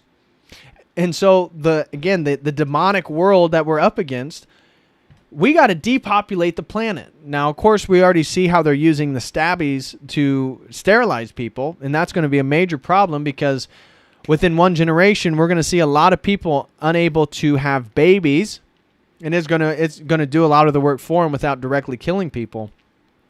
But this Gaia hypothesis and the way it's used is moving us back towards paganism and human sacrifice, whether you look at the Aztecs, whether you look at Babylon, whether you look at Mesopotamia, whether you look at Egypt, human sacrifice happened. Human sacrifice happened. And so in the name of climate change, we have to depopulate the planet. Therefore, it's good for you to go have an abortion. In the name, again, it's goddess worship 2.0, it's paganism 2.0.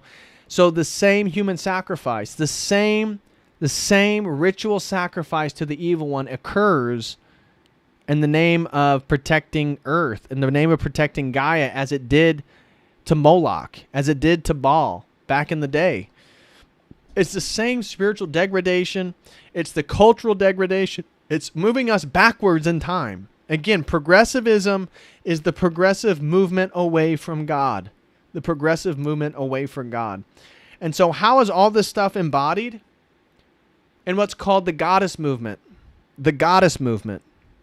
The goddess movement includes, so this is a real thing. The goddess movement includes spiritual beliefs and practices, chiefly neo-pagan, which emerged predominantly in North America, Western Europe. Again, mostly all ex-Protestant nations. Protestantism was the gateway to all this degeneracy. Western Europe, Australia, New Zealand in the 1970s. The movement grew as a reaction to perceptions of predominant organized religion as male-dominated and makes use of goddess worship and can include a focus on female people or on one or more understandings of gender or femininity. And so I'm sure you'd see people again reference this book right here. The goddess movement is widespread, non-centralized trend in neo-paganism and therefore has no centralized tenets or belief. Practices vary widely, from the name and number of goddesses worshipped to the specific rituals and rites used to do so. Some, such as Dianic Wicca, exclusively worship female deities, while others do not. Belief systems range from monotheistic to polytheism to pantheism, encompassing a range of theological variety similar to that of the broader neo-pagan community. Again, it's relativism, right? You're having contradictory worldviews right next to each other, and you're equating all of them. Common pluralistic belief means that a self-identified goddess worshiper could theoretically worship any number of different goddesses from cultures all over the world. Based on its characteristic, the goddess movement is also referred to as a form of cultural religiosity that is increasingly diverse, geographically widespread, eclectic, and more dynamic in process.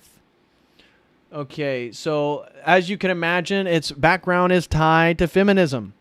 In the 19th century, some first-wave feminists such as Matilda Jocelyn Gage and Elizabeth Cady Stanton published their ideas describing a female deity, while anthropologists such as Johann Jacob Bachofen examined the ideas of prehistoric matriarchal goddess cultures. There are also post-traditional goddess feminists who claim that female theologies are more ancient, having emerged from the Upper Paleolithic period of 30,000 years ago. It is said that these theologies were supported when Christianity outlawed all pre-Christian religion, or they were suppressed when Christianity outlawed all pre-Christian religions through a series of edicts by Theodosius I. These ideas gained additional traction during the second wave feminist movement in the 1960s and 70s. Feminists who became interested in the history of religion also refer to the work of Helen Diner, whose book Mothers and Amazons, An Outline of Female Empires, was the first published in German in 1932. Mary Esther Harding, the first significant Jungian psychoanalyst in the United States, Elizabeth Gould Davis, and Merlin Stone. Since the 1970s, goddess spirituality has emerged as a recognizable international cultural movement. In 1978, Carol P. Christ's widely reprinted essay, Why Women Need the Goddess, which argues in favor of the concept of there having been an ancient religion of a supreme goddess, was presented as a keynote address to audiences of over 500 at the Great Goddess Reemerging Conference at the University of California, Santa Cruz. It was first published in the Great Goddess issue of Heresies, a feminist publication on art and politics.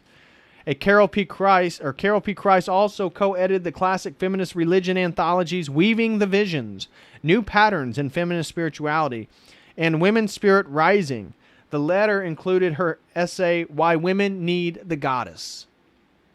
From 1974 to 1984, Woman's Spirit, a journal edited in Oregon by Jean and Ruth Mountain Grove, published articles, poetry, and rituals by women exploring ideas and feelings about female deity. Again, feelings. The journal, the Bellatane Papers, which started publication at about the same time until mid-2011. In 1983, Jade River and Lenny Levy founded the Reformed Congregation of the Goddess International in Madison, Wisconsin. RCGI continues today with groups called Circles and many U.S. localities, as well as educational programs, priestess training, and ordination. The Goddess movement has found voice in various films, as self-published as the Woman in Spirituality trilogy made by Donna Reed for the National Film Board of Canada. All right, so important terminology regarding the goddess movement. Goddesses refers to a local or specific deities linked clearly to a particular culture and often to particular aspects, attributes, and powers. For example, the Mesopotamian goddess Inara, Ishtar, Athena, or Hindu goddesses like Sarasvati, the goddesses of learning, poetry, music, inspiration, and wisdom, and Lakshmi, goddess of wealth and sovereignty. The goddess, or the great goddess, is a female deity that is regarded as primary. Such a religious system existed historically in many cultures. This is highly debated. You see the way, again, because I'm reading a Wikipedia article to you guys, so you already know it's slanted, but FYI. This whole idea that the majority or all ancient religions worship the matriarchy, it's not actually supported. Look into, again, and I'm talking liberal, progressive professors. There's no archaeological or textual evidence to totally justify this idea.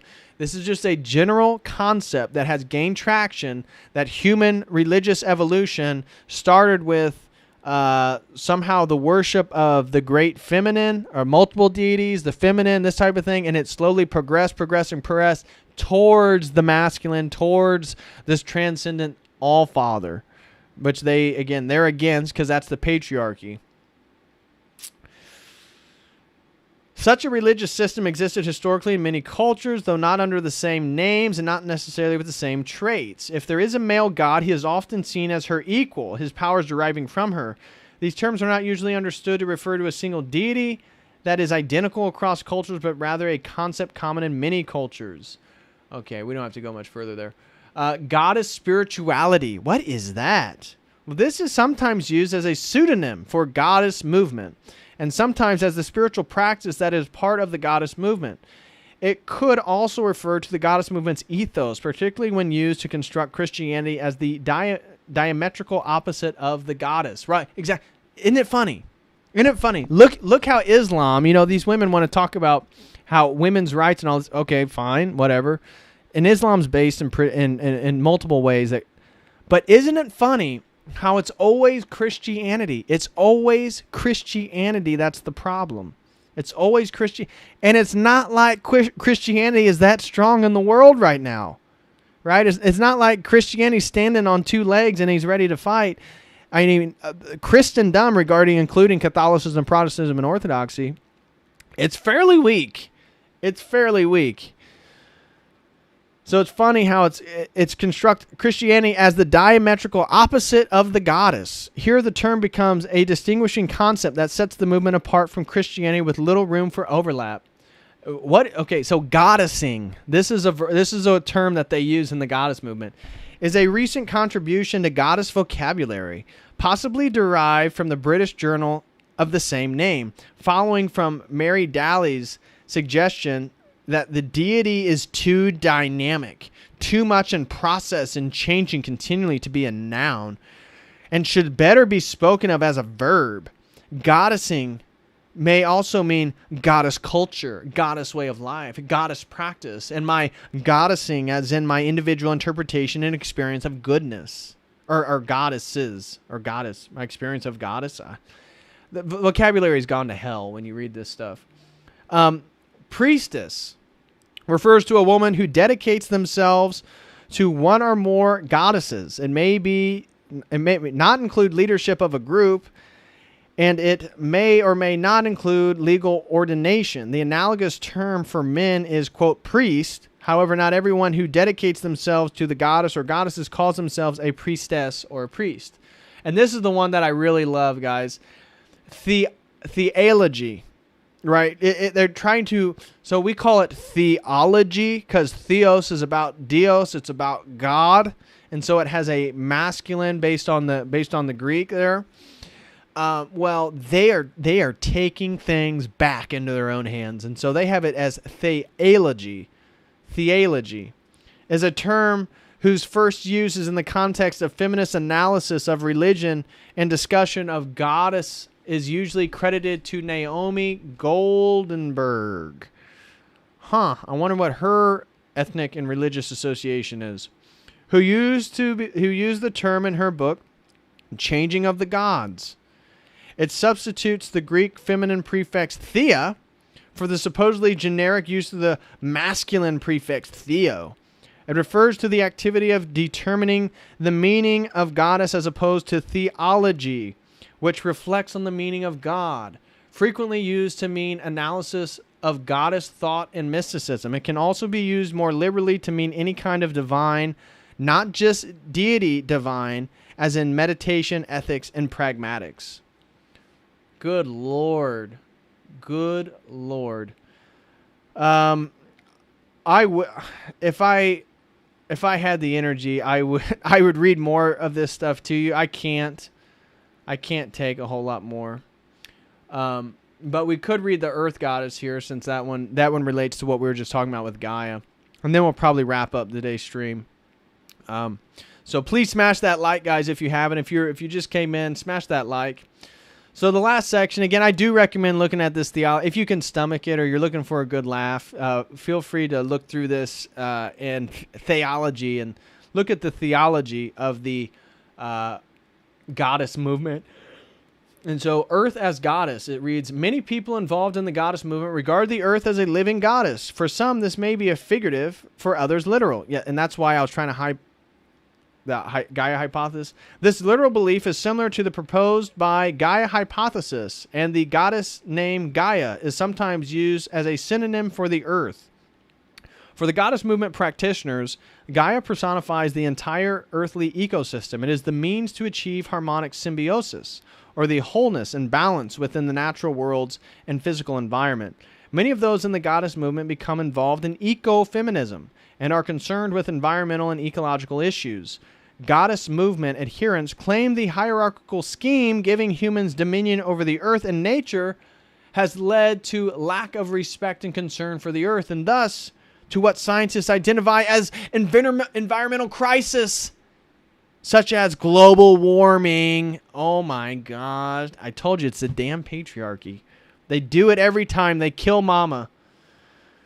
Rather than having dominion over the earth, goddess movement theorists sees humans as living as part of the earth environment and also refer to earth as mother.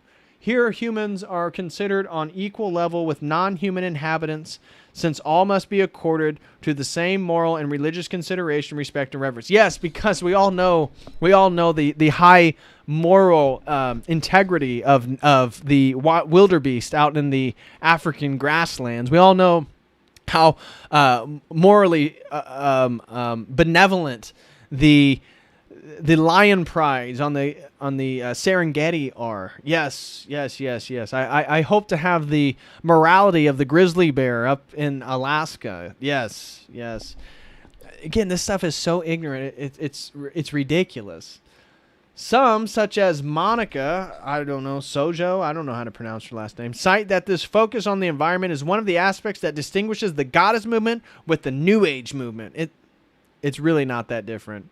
The former is sometimes mistaken as a subcategory of the latter due to the way the goddess movement draw many resources that are New Age in character, including esoterica, mystery traditions, magic, astrology, divinatory techniques, and shamanism. Both are also concerned with valuing oneself and as inherently sacred.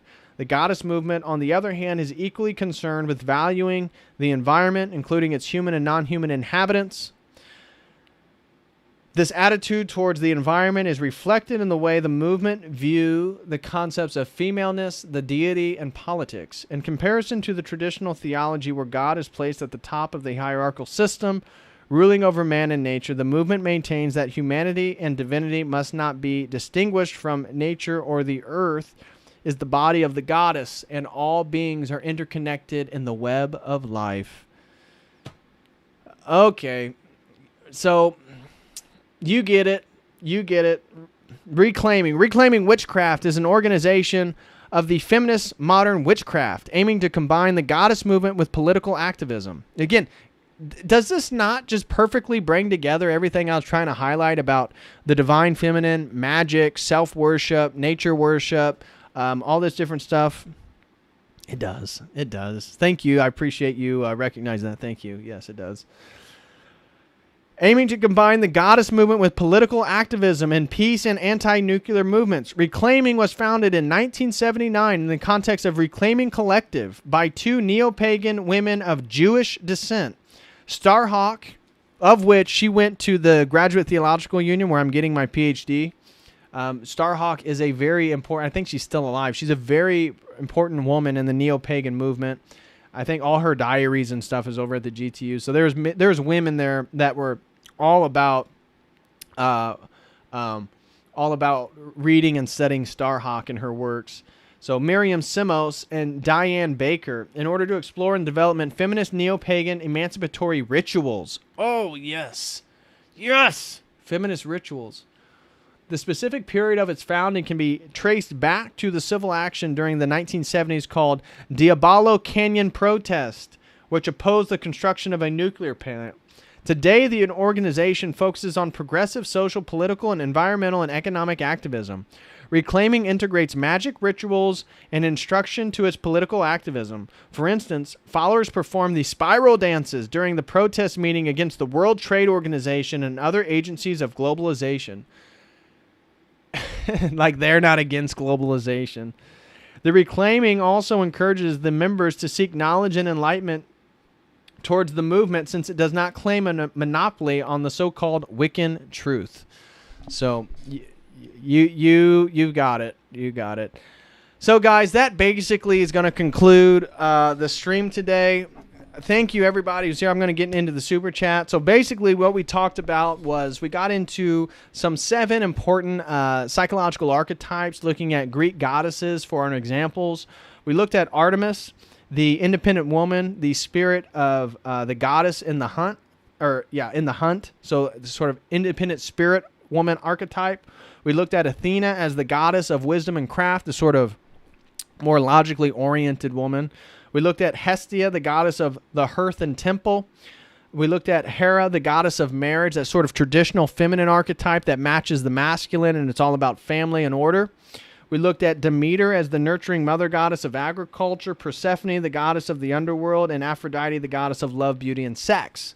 Then from there, we got into what's called the triple goddess theory. The triple goddess theory, where it talks about how all goddesses can basically be summed up in 3 categories. All goddesses wrapped up in 3 categories. What are those 3 categories? The maiden virgin, which is the waning or the waxing moon, the moon moving towards the crescent moon, moving towards the full moon. Then you have the mother goddess, the mother goddesses, which is the fertility goddesses, which are the full expression of the goddess. And this is the full moon. And then you have the crone, the old woman, the waning crescent moon, the woman nearing life, and she's full of wisdom. And so these have been theorized as the 3 categories of goddesses. And then what we talked about is how the Theotokos is all 3 of those. That we don't have to have all these different goddesses. The Theotokos is the perpetual virgin. She is the perpetual maiden. She is the mother of God. She is a mother. And she is full of wisdom. You want wisdom? Pray to the Theotokos. So it's like it's funny then how the triple goddess theory was a way in which we can then look and compare our Theotokos and see, well, geez, I think we got something better right over here in traditional Christianity. And so then we got into the divine feminine and magic, and how a big difference between all this goddess worship and traditional Christianity is the difference between God's will and my will. And that much of the basis of all the spirituality that we looked at tonight had to do with your will and how in implementing or attaining your will in the world. So and that's why they privilege sexuality, they privilege power, they privilege sort of self-worship.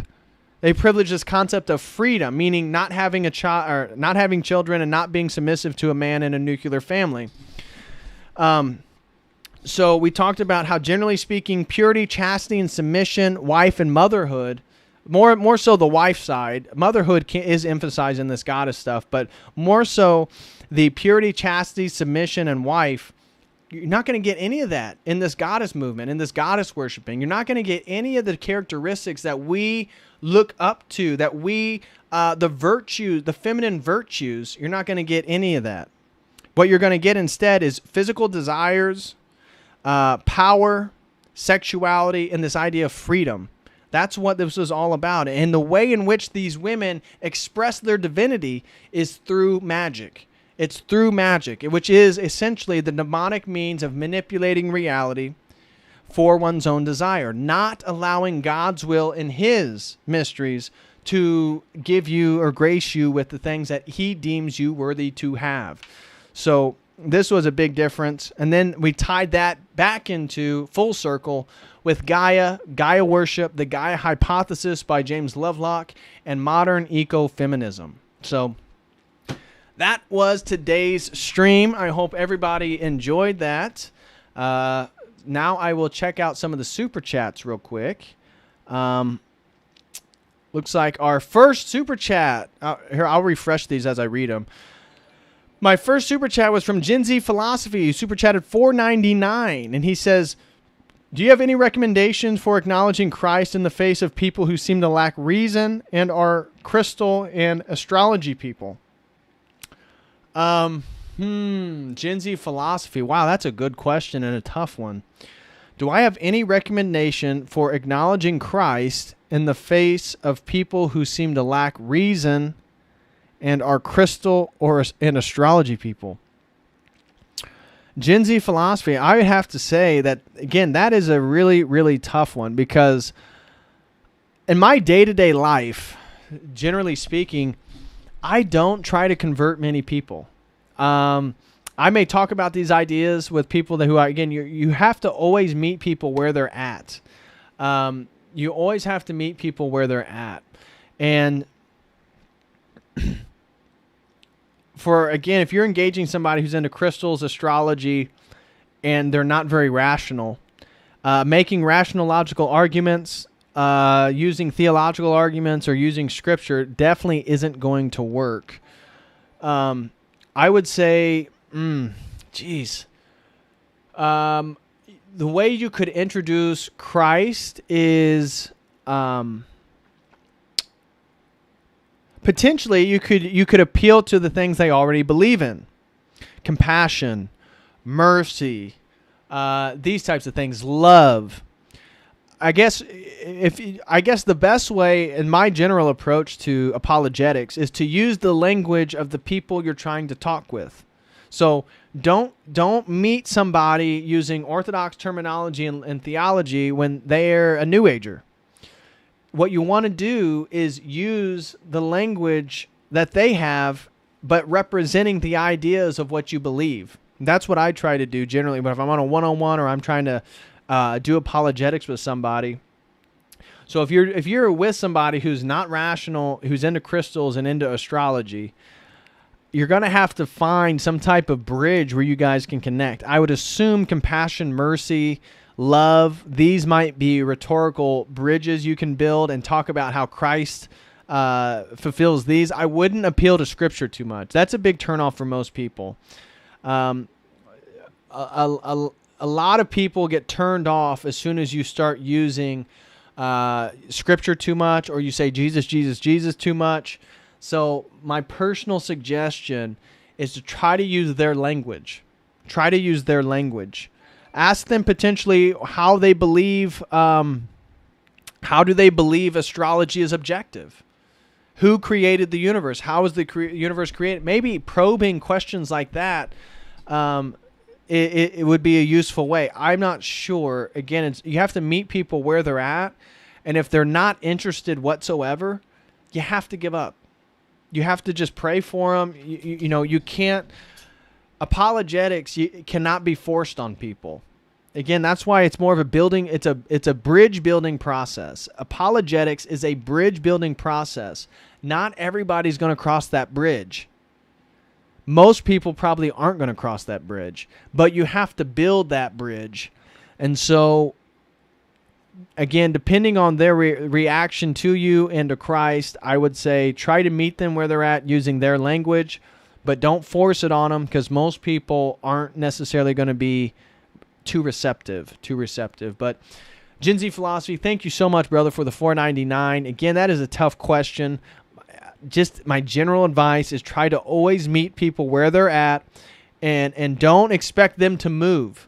You bring your message all the way to where they're at, meaning the language, meaning the symbolism, whatever it is. Meet them where they're at, and then try to build a bridge back to where you are. That would be my advice. Brandon donated $10. Thank you very much. Here, I'll highlight that. Thank you very much, brother. Brandon throws in $10 with no comment. Thank you so much, brother. I really appreciate that. George Hayes. Oh, I know what George this is. My brother George in Canada. Oh, and I got to email him too. George, I hope you're doing well, brother. I hope Toronto's not treating you too bad. He says, great stream. Love the Antichrist one too. Can't wait for our next one-on-one. Exactly, George. I'm going to, again, highlight that again real quick. I got to email. I'm going to email you tonight, George. As soon as I get off this stream, I'm going to shoot you an email. We can set up a time this Thursday. Normally you like mornings, so we'll probably do... we'll do one of these early mornings. I know you like early mornings. So, George, I'm looking forward to the one-on-one too, man. I always love chatting with you. But thank you so much, brother, for the $3. Thank you very, very, very much, George. I greatly appreciate it. Hope the family's doing well. I hope your spirits are high despite what's going on in Canada and Toronto. But God bless you, brother. Thank you so much. Gen Z Philosophy throws in another $5. Well, thank you so much, Gen Z Philosophy. That's very, very generous of you. He says, the Jewish lefty would always debate me in college and get wrecked. One time I told him I was a nationalist, and he scoffed despite him being a Zionist. Exactly. That happens quite a bit. I just learned he's now on estrogen and goes by she, they. Male lefties want a phallus and no logos. Gay. Oh my gosh, Gen Z Philosophy. That is hilarious. Male lefties want all phallus and no logos. I have never heard that before, but that is hilarious. I'm highlighting this for everybody so you can see it. Gen Z Philosophy throws in $5. That is great, dude. I love that. I'm gonna have to steal that line and and refer it back to you for that. The Jewish lefty would always debate me in college and get wrecked. One time I told him I was a nationalist, and he scoffed despite himself being a Zionist. I just learned he's now on estrogen and goes by she, they. Male lefties want all phallus and no logos. Gay. Agreed. And so what Gen Z philosophy did there that's so funny is we talked about the foul logocentrism of Christianity. And so, again, Orthodoxy, being the masculinized form of Christianity, doesn't apologize that we promote foul logocentrism, the sort of patriarchal structure and a logos presuppositional theology. And so he says male lefties want all phallus, no logos. That is hilarious. That is so good. Candace Spence, thank you very much, sister. If I saw right, are you a catechumen right now, Candace Spence? Are you a catechumen? Again, happy Pentecost to all the happy Feast of the Pentecost to all my Orthodox brothers and sisters. This is a very important day. This is the day that the church was founded. The day that the church was founded. That's a good one. So today is a great day. Candace Spence, if you are catechism, if you are a catechumen and you're in your catechesis, congratulations. Again, blessed Pentecost to you and your family. She says, greetings from China 2.0, the communist country of Canada. Oh, yeah. I always look forward to your streams, DPH, and everyone in the chat is awesome. This stream is stellar as usual, and frankly, goddess worship is super lame. God bless you and everyone here. Well, Candace Spence, thank you so much. You're so kind. I appreciate your kind words. She donates $11.24, and she says, greetings from China 2.0. Here, let me refresh it there. The communist country of Canada. I always look forward to your streams, DPH, and everyone in the chat is awesome. The stream is stellar as usual, and frankly, goddess worship is super lame. God bless you and everyone here. God bless you, Candace. Thank you so much for the super chat. Again, very, very kind words. I'm glad that you enjoyed the stream. It is sad what's going on in Canada. I mean, oh, there she is. Candace Smith says, yes, I'm a catechumen. Congratulations to you in your catechesis. Congratulations. We're all looking forward to you. Welcome home. I mean, technically you're part of the church. You haven't been fully what's called brought in yet. But if you were, God forbid, anything were to happen to you, you would still get an Orthodox burial. You are part of the church. You are in the process of being birthed right now, Candace Spence, by the Orthodox Church, by the Mother Church, by the Theotokos yourself. So, Candace Spence, thank you so much for your comment. I greatly, greatly appreciate it. I'm glad that you enjoyed today's stream. And God bless you in Canada. Stay strong. I know things are not easy right now, for sure. Stevie donated $5. He said, 5 for the gravy. Oh, Stevie, thank you so much, brother, for the $5. I greatly, greatly appreciate that as well. Let me refresh it so everybody can see it here. Stevie donates $5. He says, $5 for the gravy. Well, thank you, brother. Let me make this bigger so you guys can see it a little bit. There you go. There, that way you can guys see the super chats a little bit bigger. Stevie, thank you so much, brother, for the $5. And I always trying to dish out the gravy. You know how it is. And Rosie Clown. Oh, Rosie Clown. I will see you again. Next Sunday is Matt and Tori's wedding. I will be there for Matt and Tori's wedding. So I'll see you at Constantine and Elena, Rosie Clown. She donates $20. Thank you so much, Rosie Clown. And she says, Kali is seen as great mother. She is the angry version of Durga, Shiva's wife. She killed demons, hence the heads. She defends, but in a crazy way. An angry tornado doesn't help me, but for my life, this does nothing for me.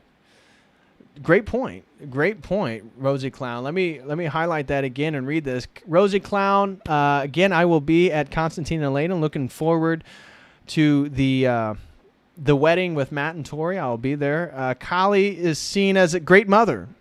She is angry version of Durga, Shiva's wife. She killed demons, hence the head. She defends, but in a crazy way. An angry tornado doesn't help me, but for my life, this does nothing for me. Well, thank you so much, Rosie Clown, for the generous $20. I greatly appreciate that.